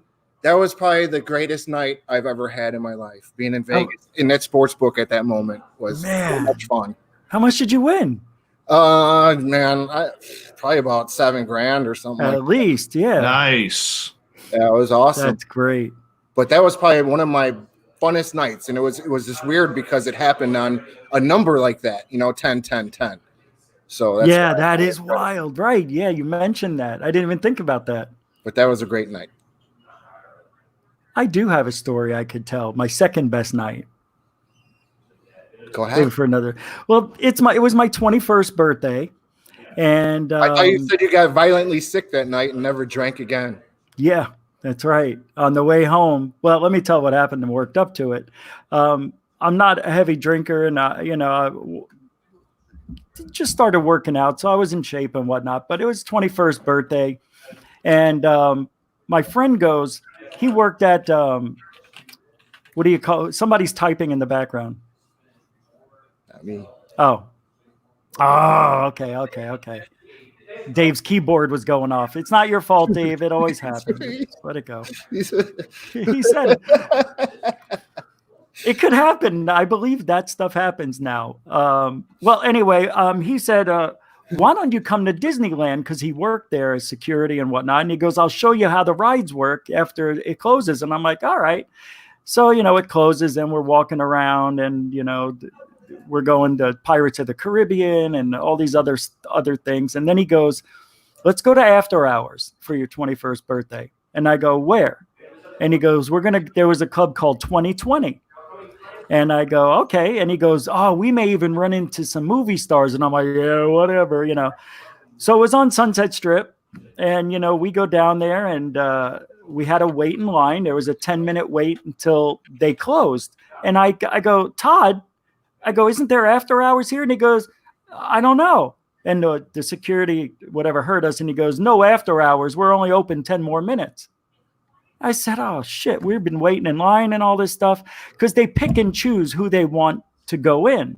They don't want too many women, to the guys and whatever. So anyway, I'm standing in line and my friend yells back to me. He goes, Sugar Ray Leonard. And I'm like, what?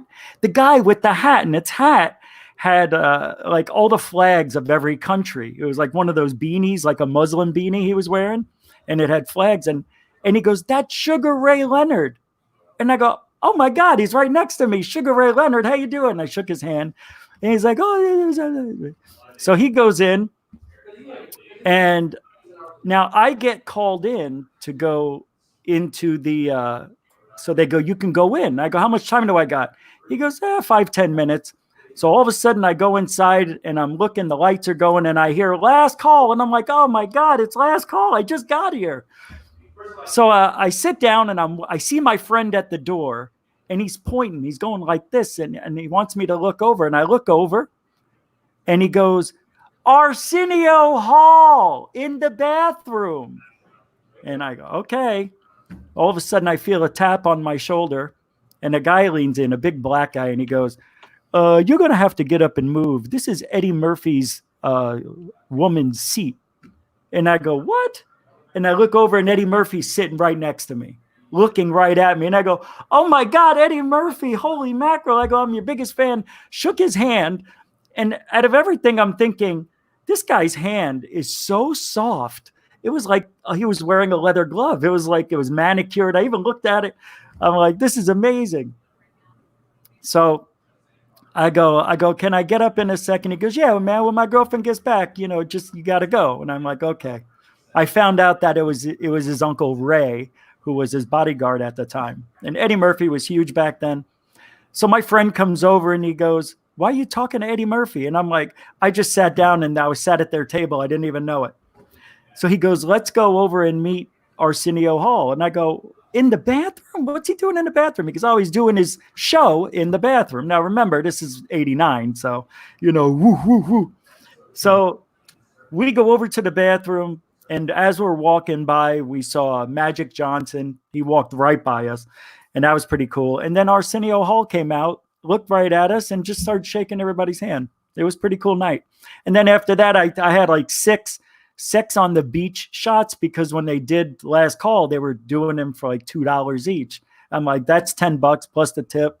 So I just downed them all, and I started getting sick about a half hour later.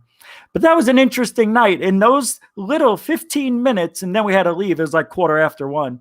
But in that 15 minutes, Sugar Ray Leonard, Eddie Murphy, my favorite of all time, Magic Johnson, and Arsenio Hall, and 21st birthday. So that's my second best night.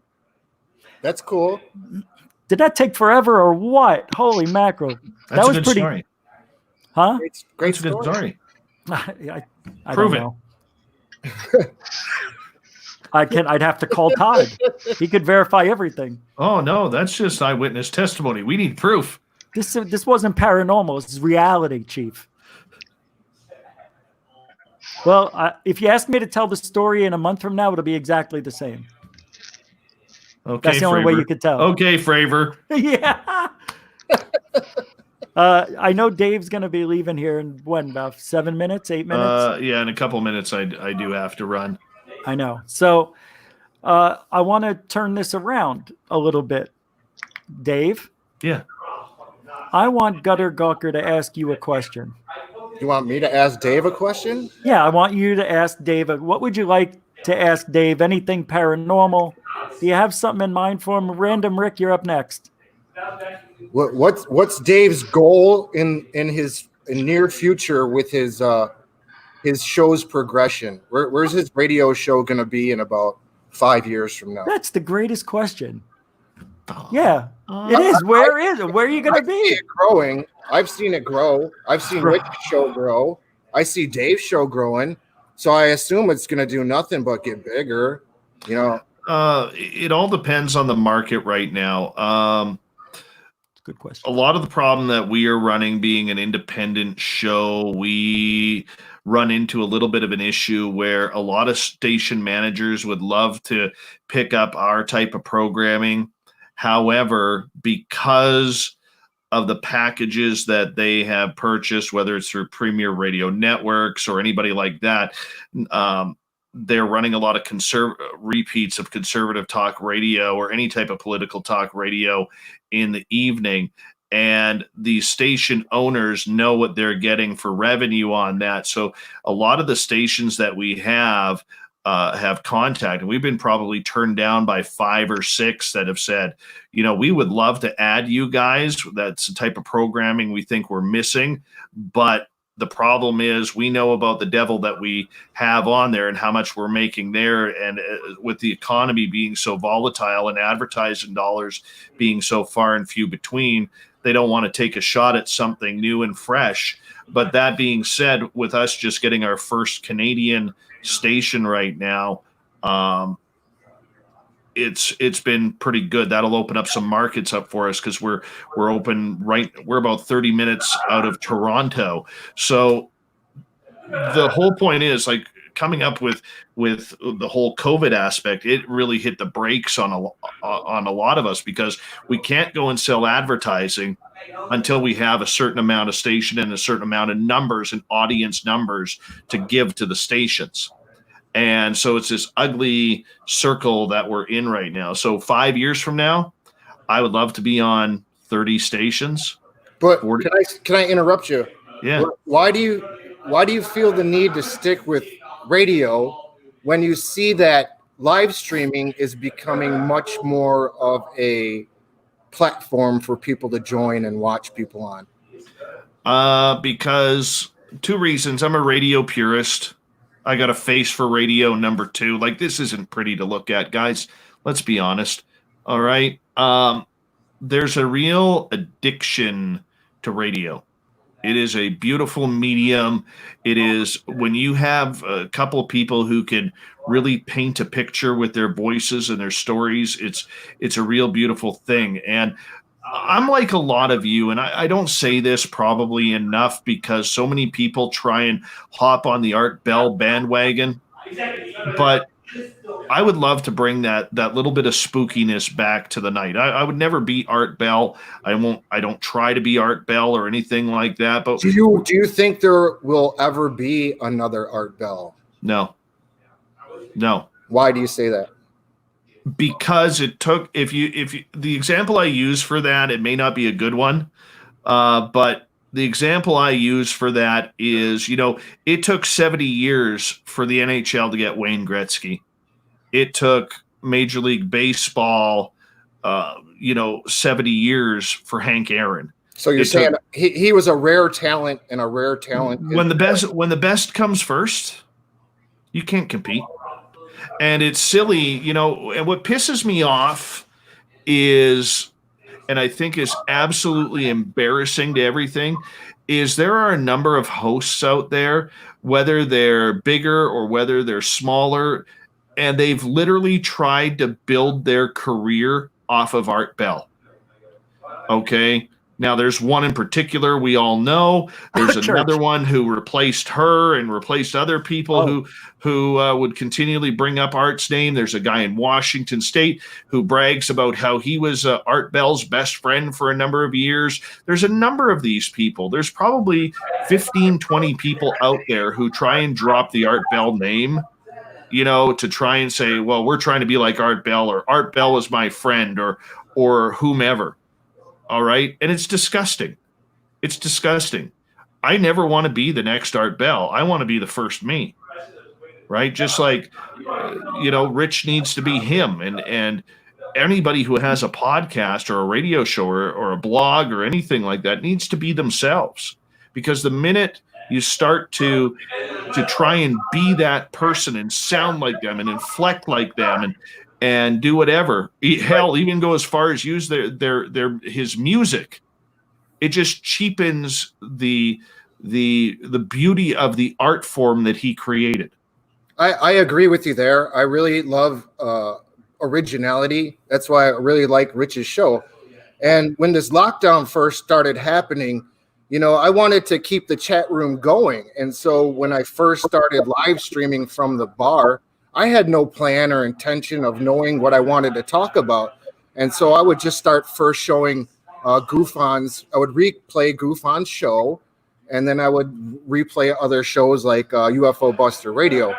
Yep. But it got me to start to thinking that, that's not who I want to be. I would rather do something, I really love those guys' shows, but I'd rather be original. And to get back to what you're saying, Dave, Scott, about Art Bell, I don't want to mimic or copy things. I would rather be myself. Absolutely. So absolutely. I appreciate what you're saying there. And it's got to get going, right? Yeah. I'll end it at this. It's very tough. Okay. It is very hard to do what we do. And it takes a team. It takes audience. It takes people trusting you. It's your audience who believes you're not going to bullshit them. With whether it's stories about experiences or stories about information or stories about how good third phase of moon hair is or anything like that. right? I mean, you just have to be able to go with it yourself and don't bullshit people. And there's no reason to, and it's the same thing as Rich and I have talked about numerous times with all of these people out there who are faking and self-titling themselves to get themselves the conferences, the television shows, the spots on the major radio stations. We actually have a list of banned people. Now, nobody knows that, but we have a list of banned people who lie about their credentials or have demanded things from us that we don't provide, and they'll never be on the show. I never released that list, but there's probably 5 or 7 people on that list that we will not bring on the show because of bullshit. Because if I'm willing to bullshit about my credentials, if I'm willing to bullshit about my stories, if I'm willing to try and befuddle a very brilliant audience, I'm dead in the water right off the bat. People are smart, okay? And people also have Google. People also have other search engines and ways to check up on people. To try and pull the wool over people's eyes for your own popularity or credibility is ridiculous. And if we all just try and be ourselves and be honest and upfront, it goes much further. Absolutely. Yeah, well said. Well, thanks, Dave, for coming on. Guys. Thank you. I Spaced Out Radio's coming up here in about 35 minutes. So who do you have on tonight? I got to talk to it's our Keith Andrews, so it's our resident Woo Train night. So if you're interested in hearing some crazy stories about aliens being eaten and all this kind of stuff by him, come on in. It's all about fun, man. It's all about fun in the Woo tonight. We do it the first Friday of every month, and it's going to be a good one. I have a lot of fun with it. Can I ask you a quick question, Dave? Yeah. Does our Keith know it's fun? Yes. Are you sure? Part of the mystery. Look, Keith believes what he believes he's experienced. Do I believe everything Keith has told me? Absolutely not. Do I have some fun with it? Absolutely. Does Keith know that I'm having a little bit of fun with his expense? Absolutely. But him and I talk quite a bit, like off the air. Keith is a good human being. He's a very good dude, and he lives a very simple, proud life. He takes care of his son, or both his sons, as his ex-wife didn't want anything to do when she left. Didn't want anything to do with him or the boys. Okay, for a long time, and he's battled hard.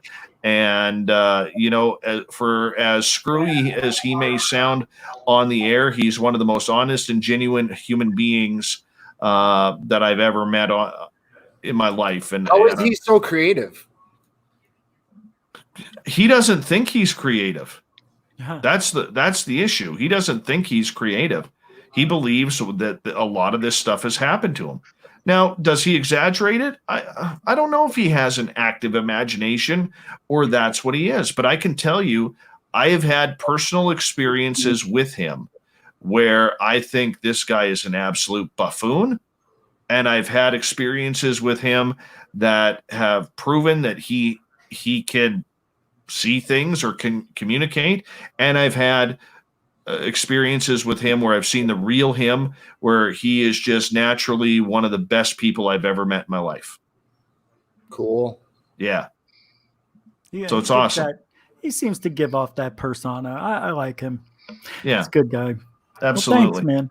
Guys, I gotta run. Thanks, you, man. Thank you so much, Richie G. And Gutter and Test One. That's your new name. I'm sorry. Hey, I'm sorry about the questions. Thank you for being it was awesome, man. It was awesome. I hope it doesn't change everything. Thank you to your audience and everybody for hanging on out. I appreciate being able to share that time with you. But thank you so much. Thank you. Yeah, you're welcome. Yeah, thanks, man. Take care, guys. See you later. Take care. And there was Tree. So do we get a break? You want to take a break? I need Good. Go ahead. I'm going to play a video. And I'm going to show, I took this. You guys want to take a break? I'll mute you for 5 minutes or so. I can mute myself. I'll be right back. All right. Thanks. I can use that. I got to hit the head. I'll be back. Same here, Rich. All right, guys. Well, that's good. It's perfect timing. So I took, oh, they have their microphone. Let me see if I can mute that. No. So every now and then we'll hear some noises and oh, I could just remove it for now. There we go. All right. So this was Thursday morning, looking almost northwest. This at 5 a.m. Now, I thought it might have been a star, but it stayed there. It didn't move. I watched it for 20 minutes on and off, and it stayed in this spot. I tried to get video. Now, the thing is, with cameras on phones in certain light, it is hard to see something that was as dim as this. With photos, I was able to turn on the night watch or whatever they call it on my phone, and I was able to enhance that automatically with the phone. You can see it at a further distance, just sitting there.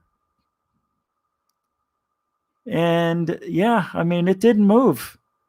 It's pretty wild stuff. I've never seen anything. Now, there's a corroborating, now you can even see two other lights up here. I noticed it just before the show. So I'm not sure what's going on, if there's three there or what. I mean, you could see something here. That could just be the clouds. All I saw was this. But at 5 p.m.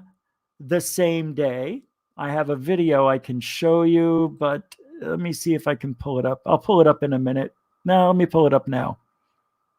See if it's here. Somebody sent me this. Let me pull it up.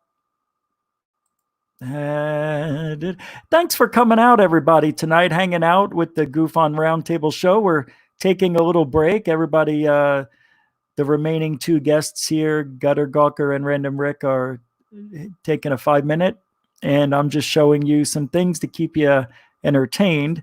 So let me pull up this. Where did it go? I knew this was, all right, here we go. Nope. Let me see if it's over here. If I can find it quick, I'll show it to you. If not, don't forget tomorrow, Richard Lennie is going to be on the show, Lennie. And he's going to be he's from, I think, Great Britain, 8 hours ahead or 7 hours ahead. So when we start here at 7 my time, it's going to be 2 a.m. his time. So he agreed to come on tomorrow. And he's an experiencer. Some of you may have seen him. Just going to be a great show. I have a feeling tomorrow. That's what the new May is all about. The new May is getting a lot of interviews. We're changing the show up a little bit. We're still going to have, the regular show, but I wanted to start interviewing people. And we're going to start with people that we know and people that are real people, but we're also going to try to get the people that, make the UFO world nutty. I want to show you a video real quick. It's a 3-minute video. This is from the other day when I went to the grocery store. You know my videos here. So we'll just show this for 3 minutes. Enjoy, and we'll be back to finish up the roundtable. Holy shit. It's only 3 minutes. I can't believe this.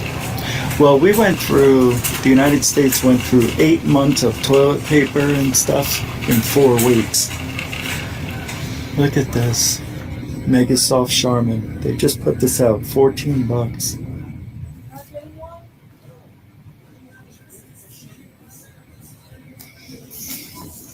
Do I need anything here? Aluminum foil? I know I need something.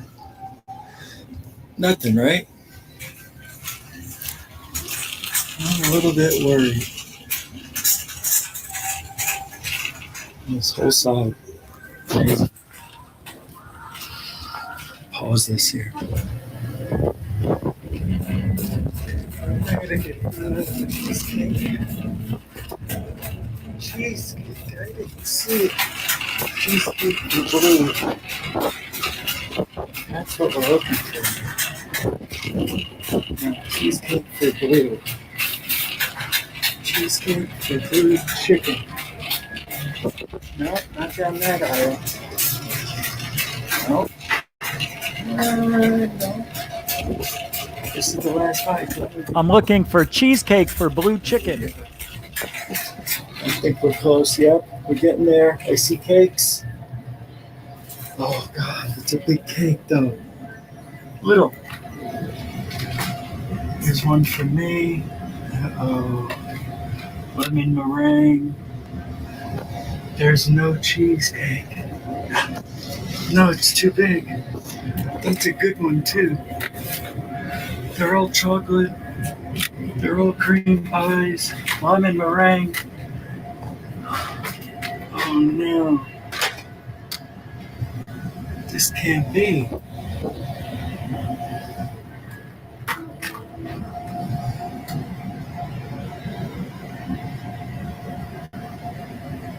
I don't see it. Maybe it's in this window. Uh-oh.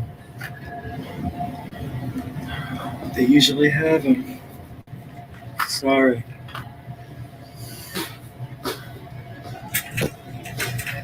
I did everything I can.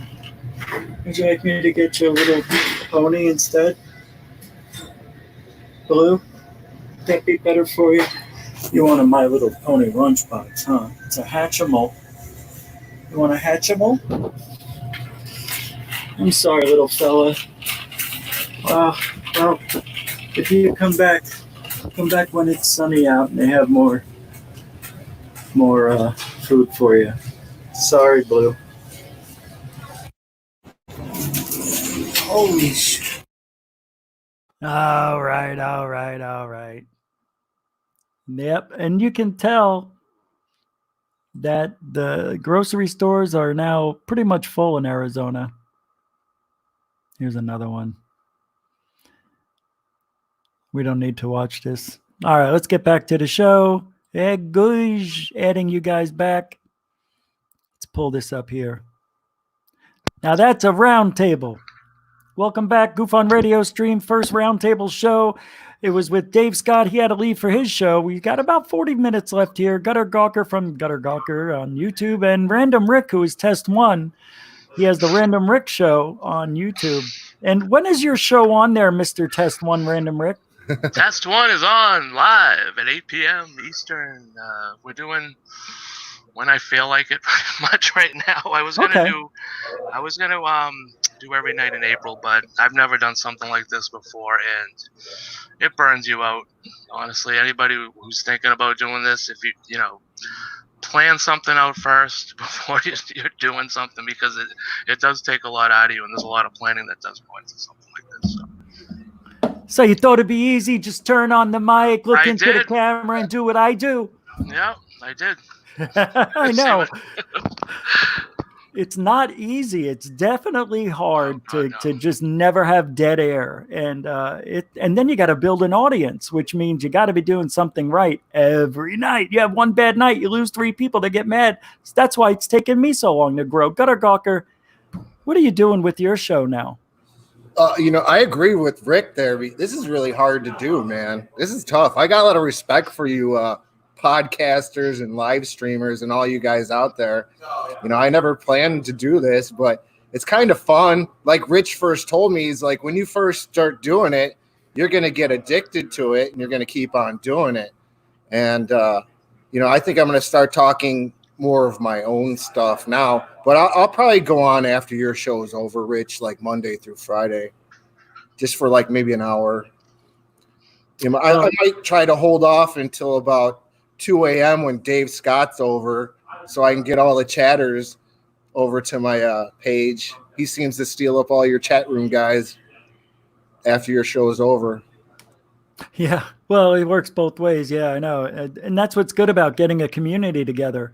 So, we could always help build each other's channels up. It takes a lot of time, but because we do something, because the paranormal, the algorithm on YouTube has changed tremendously. And if I showed you guys the stats, which I think I have here on what happened to my channel after COVID-19, Yeah. Like when they closed everything down, my stats are so bad. And I'm watching other people and they're not growing either. Let me see if I have it here because it's hysterical. It makes me laugh every time I look at it. Well, in my how do you opinion, go Rich, backwards? that's YouTube doing that. Yeah, I know. It has to be YouTube. You know, Well, I saw yeah. this thing on Twitter today. I guess it was like a project Veritas, wherever they call that. Veritas, yeah. Yeah, and they were showing, you know, Twitter was taking away their retweets. So it happens. You know, there's a lot of shadow banning and suppression, especially for a show like yours, Rich. They're going to say it's too edgy. It shouldn't be allowed. But, you know, it's probably one of the coolest shows out there. It's super original. And for YouTube to do that to you is a shame. And that's why I say people on their social media accounts and their own YouTube channels should start sharing your show more. I try to show everybody's show that I like as much as I can. You know, it's really up to the public to start getting awareness out there for shows like yours. Well, I'm going to get this. I'm going to pull the stats up here and show you guys in a minute. It's just crazy. Yeah, shadow banning. I didn't know what it was. Shadow banning apparently is what goes on, I guess, behind the scenes. Like I don't know if it's the algorithm, but they make sure you don't grow. Whatever it is, you don't grow. And that's what seems to have happened to me since COVID-19.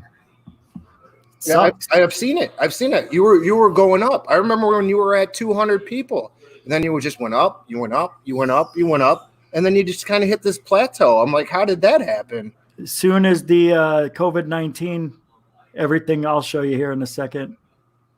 I saw some guy named Jordan Maxwell something or rather. He posted something where he can no longer get super chats. And his channel's not monetized for some reason. I don't know what happened there, but you know, they just do it to whoever they want to. Well, let me show you guys January. I'll see if this works. This is so stupid. Well, you can see the spike right there. I went up 161 in January from the month before. See the spike? Mm-hmm. Now watch. Here comes February. Okay, now it starts to pan off a little bit. You can see it's leveled off plus 139. Right there, you can see back here or the other side here. Hold on, let me do something here. There we go. Well, you can see that. And then let me show you March. This is unbelievably sad. March is only plus 51 from the month before. You can see the down spikes down there. Plus 51, that's it. Now, here comes April. This is disgusting. Plus 25. So it is just awful. I went from 161 extra 1 month. The month before that, it went up 230. So it was doing very well from September until February. So everything just fell apart once COVID-19. Once the shutdown began, it was over. Absolutely. It sucks. Yeah. All right. So let's get back into the paranormal here. And I've been on, Dave's show, and, we talk about the same thing. Around and round we go. What do you think is the most credible cryptid out there? We have Bigfoot, Dogman, Mothman, the Jersey Devil, the Montauk Monster. What was Nessie? The Loch Ness Monster, the Abominable Snowman. I don't know. You got Random Rick. What do you think? What's the most credible one you could think of? I would have to go with Bigfoot because there's so many different varieties that you hear about, different parts of the world, different colors.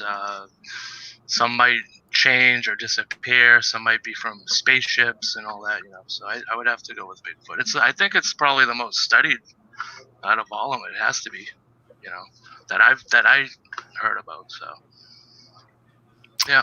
So you're thinking they may be interdimensional beings? Is that what you mean by disappearing? No, that's one part of what they might be. Because you hear about that, you hear they might be from UFOs, or they might live inside the hollow Earth, or all these different stories you hear about them.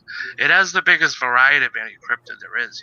Mothman, there's one Mothman, or Dogman, there's one type of Dogman. But Bigfoot, you have white ones, black ones, brown ones, big ones, little ones. But the evidence never pans out. It's always a bear, a coyote, sheep, and so on. Why? So when you make that comment, you're like, okay, yeah, we got all this evidence. Now what? Who's that one guy who has all those big footprints? I can't remember his name. It's on the tip of my tongue. But you never know. Those could all be fake. I don't know. What's your take on this, Gutter? I grew up in Oak Park, Illinois. My son, he lives out in Yakima, Washington, and sometimes I'll fly out to Yakima, Washington, and hang out. But I'll hang out with some of the locals there, and they'll tell me some of the greatest Bigfoot stories. There was one story a guy had told me where he saw a family of Bigfoot, and they were crossing a bridge, and they were carrying two juveniles. It was a male and a female. And I believed him. I thought it was a great story.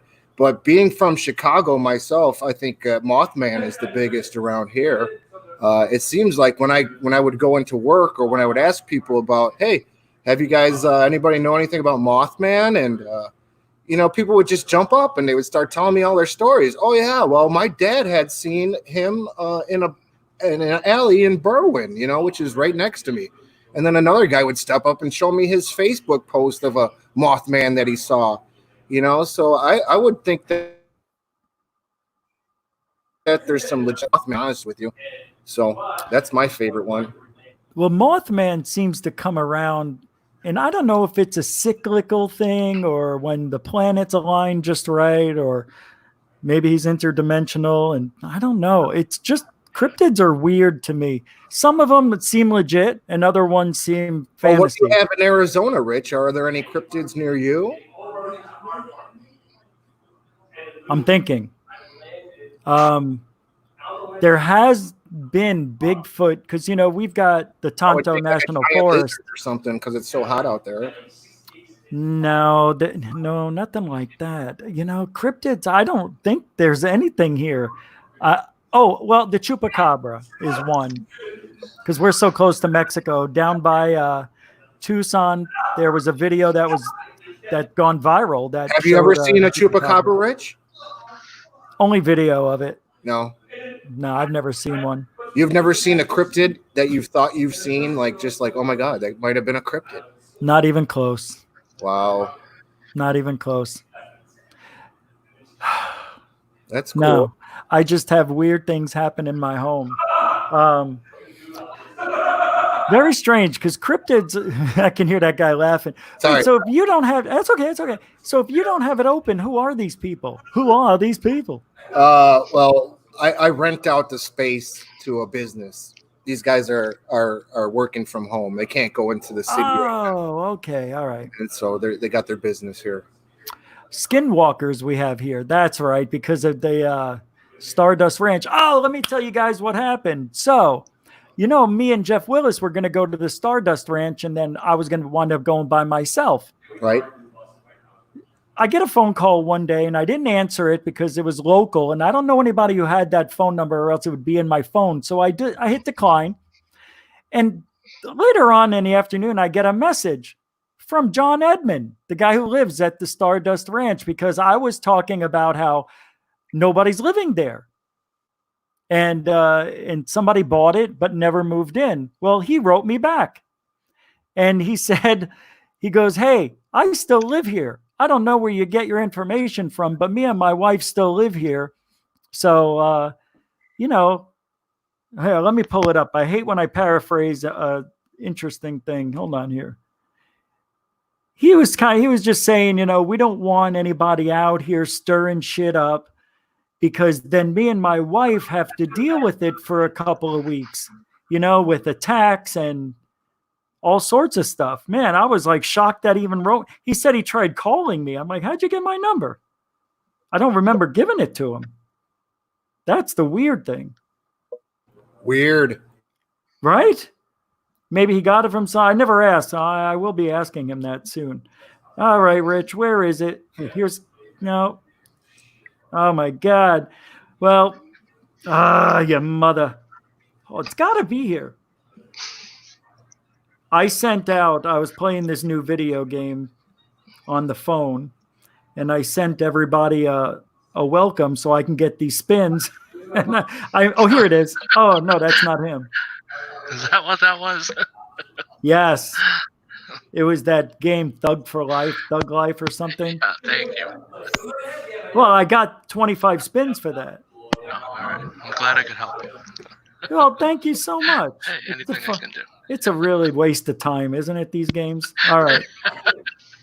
I can't find it. Let me just type his name in. John. Here it is. Yeah. Okay, here it is. So he says, Rich, I tried to call you twice. I definitely have not sold Stardust Ranch. And yes, my wife and I live there and have lived there consistently for 23 years. Whoever you're receiving your information from is absolutely wrong! !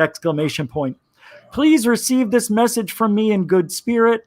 I don't want people thinking I don't live here. I have enough issues with strange things here at the ranch, and I don't need strangers poking around for souvenirs. Have a great day. So I said, oh, wow, sure, no problem, John. I'm glad you reached out. I'll mention it so people will realize. Okay, so he still lives there. That's why I was going to poke around out there, because nobody was living there. Not on the actual property itself, but the surrounding area. Myself and another researcher tried to see if we could come out and speak with you last year. And according to this guy, he said that you won't do any on-site interviews and that you're moving, which sparked my idea for researching the surrounding area. No one wants to bother anyone, your neighbors and so on. Just a researcher trying to see some next level stuff. One can dream. Thank you for letting me know, and I will tell others that the ranch is occupied. And then he says, thanks. The big problem is investigators stir up the various things that occupy the ranch and the area around it, and we end up having to deal with the consequences for weeks. I said, wow, I can't imagine what you must be going through living there. And he says, every day is a new version of being vigilant and learning how to understand how the threat may express itself. We have learned self-reliance and to be ready at any second to interpret data and be ready to defend ourselves. We have not had any peace in the 23 years and every reason to understand what living with clear and present danger really means. I never tried to join the paranormal sideshow and the various different conference tours. I never wanted to be part of the circus. I'm a regular guy who just wanted a horse ranch. Instead, I bought the ranch from hell and have been dealing with it ever since. Then I said, then why did you do the interviews and all that media stuff if you never wanted to join the paranormal sideshow, quote unquote, as you call it? Well, it will be just me when I come down there. Don't know when that'll be, though. And then he says, the last thing, the events happening here were followed by threats of violence, shootings, a fire that burned the ranch down, and much more.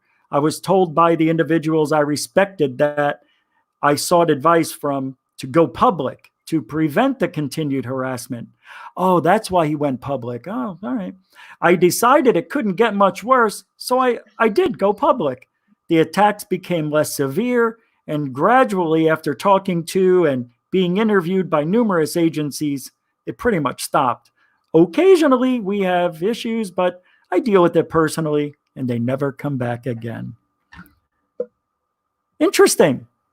So that's why I said, well, it's just going to be me coming down. Don't worry about it. He's going to come out because he's the guy who claims that he killed what? 10, 11, 23 aliens with the samurai sword. The sword, right. And remember when Ghost Adventures crew went out there and they got the evidence and everything? It's pretty good stuff. The guy goes, huh? That's awesome. So let's talk about it. Skinwalker Ranch. That has been the subject of research for a long time. Bigelow and his boys were there 7 years. There's actually a lawsuit from a couple of the guys who were there that were on the team, the research team, that actually think they were. What was that? Did I just see a cat? A cat? I thought I saw a cat on Gutter's screen. What was that? Oh, if you saw, I don't have any animals. No, that was I was doing. Oh, I glanced. I just glanced over. Well, so these guys that worked for Bigelow think they were studied, that they were part of the research without knowing it, and some of them have gotten sick and are suing him. So, do you think there's real activity going on at the Skinwalker Ranch, or did they spend 7 years doing nothing out there, Gutter? I think there is real stuff going on out there. I watched the first episode. I thought it was a pretty cool show. I liked it. You know, I couldn't watch the second episode because my cable got cut off. But I really believe things happen at the Skinwalker Ranch. I think it's probably a phenomenal place. I would love to go there and check it out one day. There's different things that show up there. UFOs, shadow, what do you call those people? Skinwalkers. Creatures, all sorts of weird things. Demons, aliens, ghosts, poltergeists.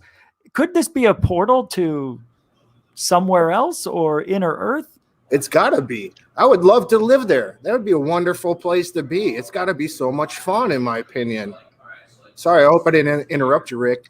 No. The reason I'm making the face because I used to think that way until this week. So, you know, I'm going to have to be one of those people that says, be careful what you wish for. I would love to go there too for the research, and I probably would.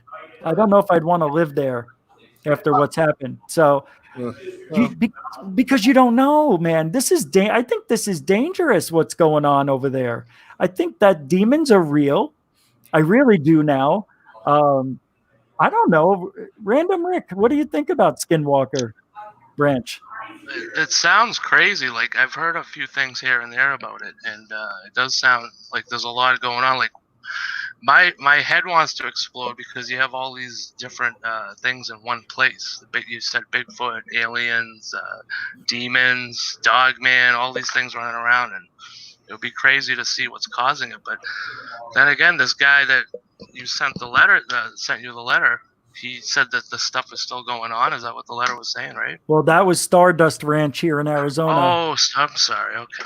Look, that's the sister location to Skinwalker, supposedly, but I don't know, man. Hey, Rich, they had posted a UFO, I guess, on a show, on the Skinwalker show. They said that there was a UFO. I didn't see that episode. Oh, I just watched it last night. Oh, you watched it? Is there a way you can show a little clip of that? Maybe we can look at it real quick, or will we get kicked off? Hold on, I apologize. You're talking about Skinwalker Ranch? Right. No, I can't show it. Okay.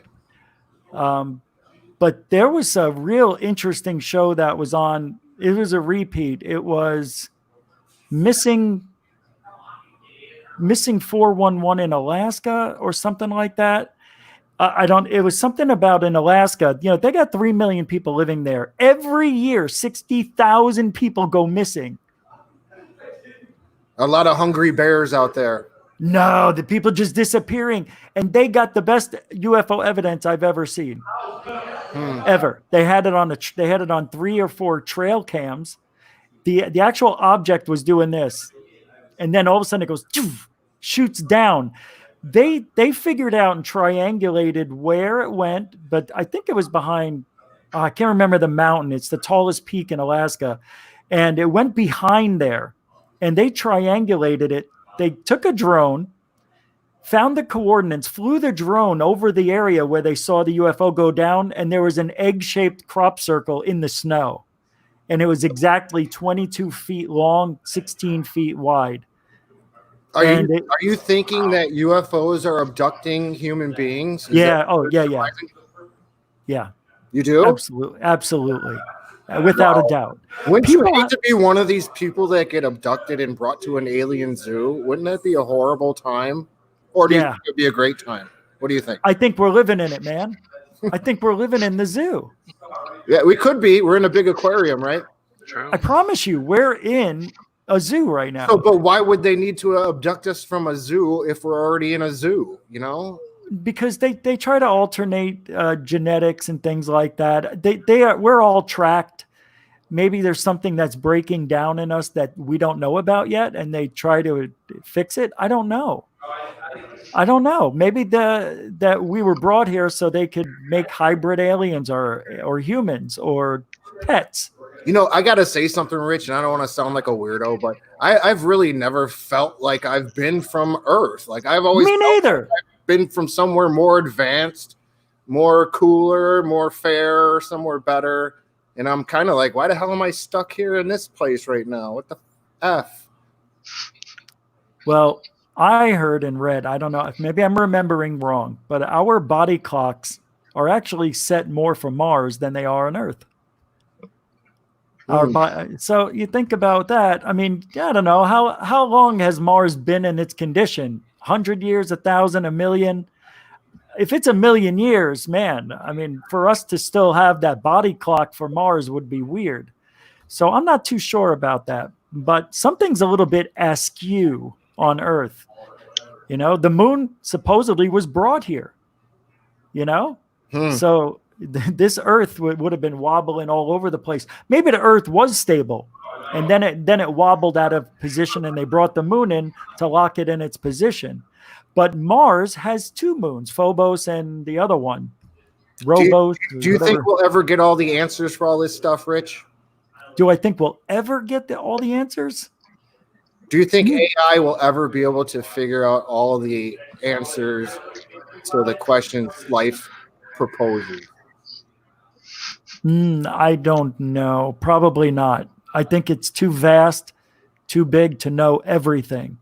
Just think about this. If we were born on a planet like Mars, we wouldn't look on a planet like Jupiter with its huge gravity. Let's say it was like an Earth, you know, not a gas giant. We wouldn't look the same. You know, physics would be different. Everything would be different. So what aliens would look like, if they were to look like us, or if we were to find things that look like us, they would have to come from a planet exactly like ours. What are the odds of that? The odds are very, very, very slim. Not impossible, but I think they alter our bodies to live on different planets. Maybe. You never know. I don't know. I mean, I don't think AI eventually will be running everything. It's running a lot. I think 17 to 20% of jobs have been lost in the, in that where people work in a line, you know, and they do things the same thing every day. You know, they've taken all those jobs, assembly lines and shit like that. Yeah. So a lot of jobs have been lost to that. But, you know, you kind of sound like maybe like the horse and buggy driver back in the day when cars started to come out. You know, the horse and buggy driver got pissed off. They were like, oh, they're taking our jobs. But the auto industry created millions and millions of more jobs, you know. So it's a possibility that, you know, when this, you know, the robotics come around, they might create millions and millions of more jobs than what we have now. You just never know.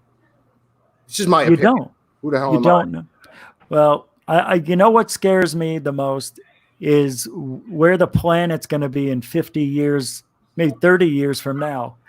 I don't know. If you think about the fresh water, we're running out of fresh water, believe it or not, that we could use. That's going to go before oil goes. So oil only going to last so long. You know, why are we in the same situation in this technology where we use combustible engines? Why aren't we using magnetic energy or whatever you want to call it? I don't know. I think that all that shit's out there. But that's what pisses me off about the aliens, Rich. The UFOs. I don't know if they're aliens. Like Chuck Bam likes to say, unless you could pull an alien out of it, you don't know if it's alien.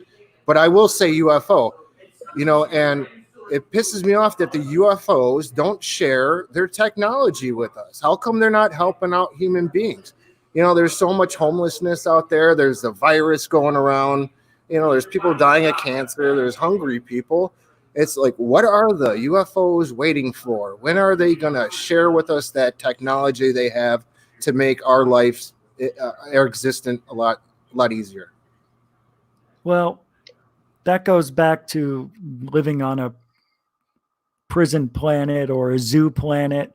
I think we are living in that type of environment. And if they were to show themselves, that's showing the Wizard of Oz behind the curtain. It would change everything so dramatically, we wouldn't be able to comprehend it. Let me tell you something. I think it's happened many times before. The Egyptians are gone, you know, all the past, all these civilizations come and go. So why don't we see Egyptians and the pyramids all over the place now? How could they have been that advanced and that smart to have been wiped out?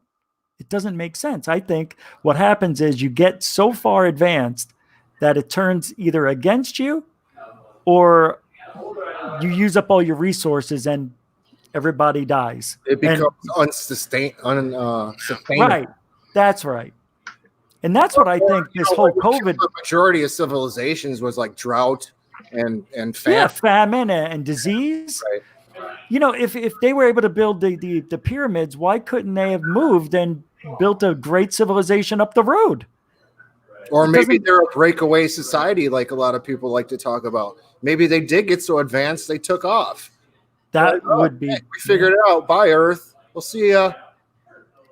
So maybe they didn't use up all their gold. We know that. And they love gold.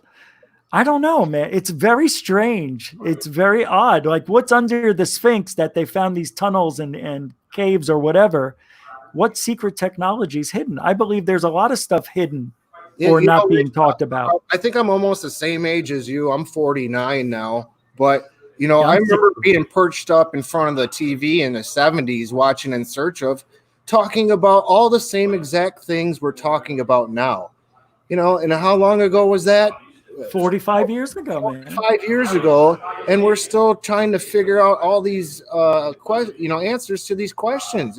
It's just remarkable that we're in the same place that we were 45 years ago. You and I are. But I think when they find these certain tools that don't make sense, or they find technology that they're not telling us. I mean, they found sarcophagus. Is it a carsophagus or sarcophagus? I can't remember. Yeah. They find these huge sarcophaguses that should be made for giants, and nothing's in them. Like, why? How did they even get them down in these tunnels? They're 100,000 tons.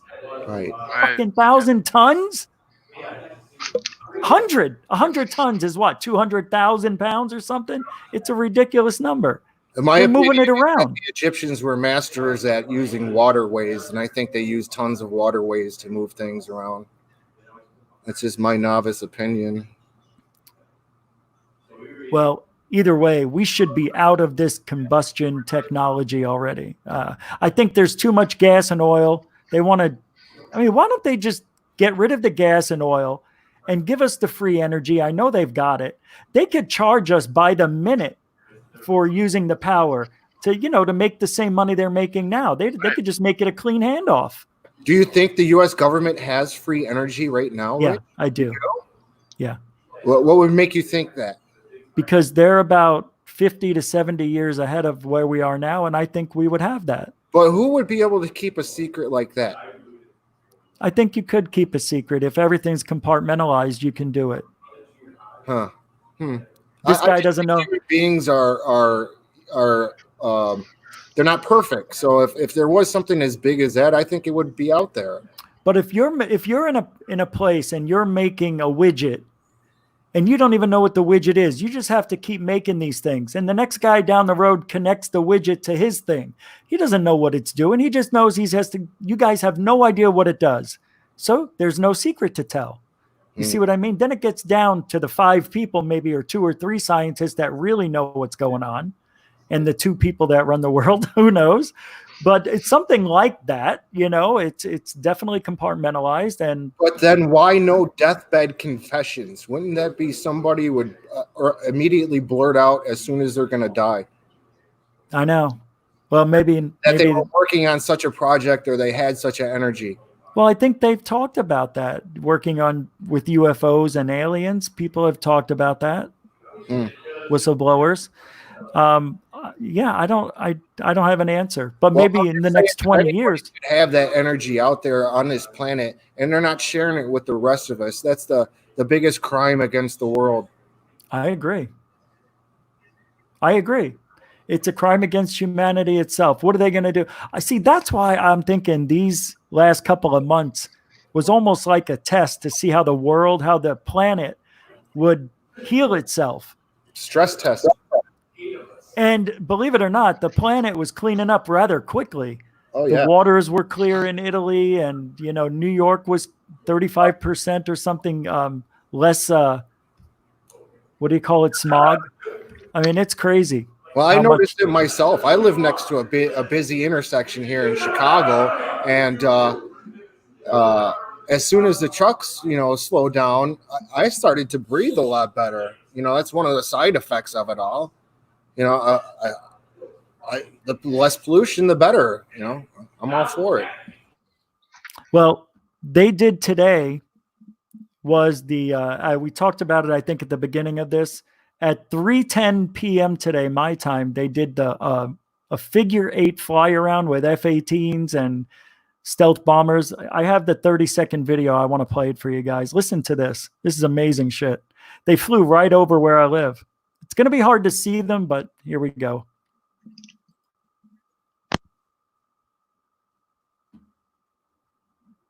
It's loud. Come on. Any day. It's a little sideways, sorry. There they are. Here's another one. Pretty wild. Now you know what to look for. There they are. And then another one pops up here. It's pretty cool.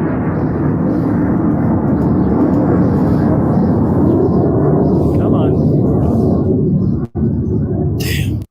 I know, it was beautiful. And they were supposed to fly around for an hour, we were told. But I waited another 30 minutes. Pretty wild. You like that sideways? Gutter. Well, we've got well, you know what? We could end it right here. I guess we could end the show here. We've pretty much talked about everything, and we've gone a little long. Fun, Rich? Was it a good time? It was. Yes, it was a real good time. You guys are great. Thank you. You've entertained me for a long time now, so I wanted to help you out back. You know what I'm saying? I got your back. I appreciate it, man. You were on the very first Roundtable, so I'm glad it worked out. Thank you, Random Rick. Random Rick! When are you going to be on next? When's your show? What's your show? Hold on. Don't leave. Tomorrow night. We have tomorrow night, 8 p.m. Eastern. We're doing the birth of the Wheel of Mystery. It's going to be changing my show forever. So please. Oh my God. Yes. Okay. I'll have to check it out, Rick. Thank Sounds you. awesome. Yeah, Gutter, I put a link to your channel in my description, as well as Rich. I got a bunch of you guys in there. So Thank you. it's every show, it runs in there in the description for you guys. Thank you. Well, thanks for coming on, Gutter. And you're going to be on when after my show? When? What's today? I don't even know what today is. Friday. Friday. Yeah, probably. Let's. I'll probably try tomorrow after your show. Good. What? What'd you say? Well, sorry, I got interrupted by email. I'm going to do after your show tomorrow. Are you on tomorrow, Rich? Am I what? Are you on tomorrow?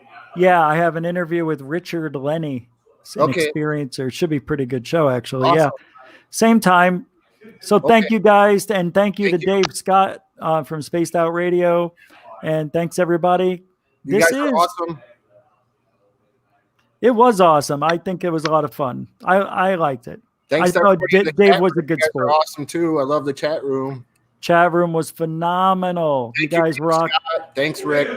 And thank you, Pat, for the super chats, and I appreciate it. Guys, that was the first one. And there's the music. I was waiting for the music. All right, I got to do my thing here. So thank you all for hanging out. Don't forget to like and subscribe the show. And you know what I always say. I am not a psychic. If you know what? I would have predicted the coronavirus a year or so earlier than its official announcement. I would have done that. All right. And don't forget to support GUFON Radio Stream. Go to patreon.com/GUFON Radio. Just pick a tier and donate to support. Go to GUFON.net. Get your own webpage and be under the umbrella of the GUFON network. It's free and it's by me. I think you'll like it. And lastly, hey, you want to donate without joining anything? Go to GUFON.org. I have a guys all over the floor. You donate. You don't have to do whatever you want. It's a PayPal thing. Good night, everybody. That is the end of first GUFON Roundtable. Guys, have a great night. Lights out. That's it. We'll see you later. Turn that up. Want to turn that up? There you go.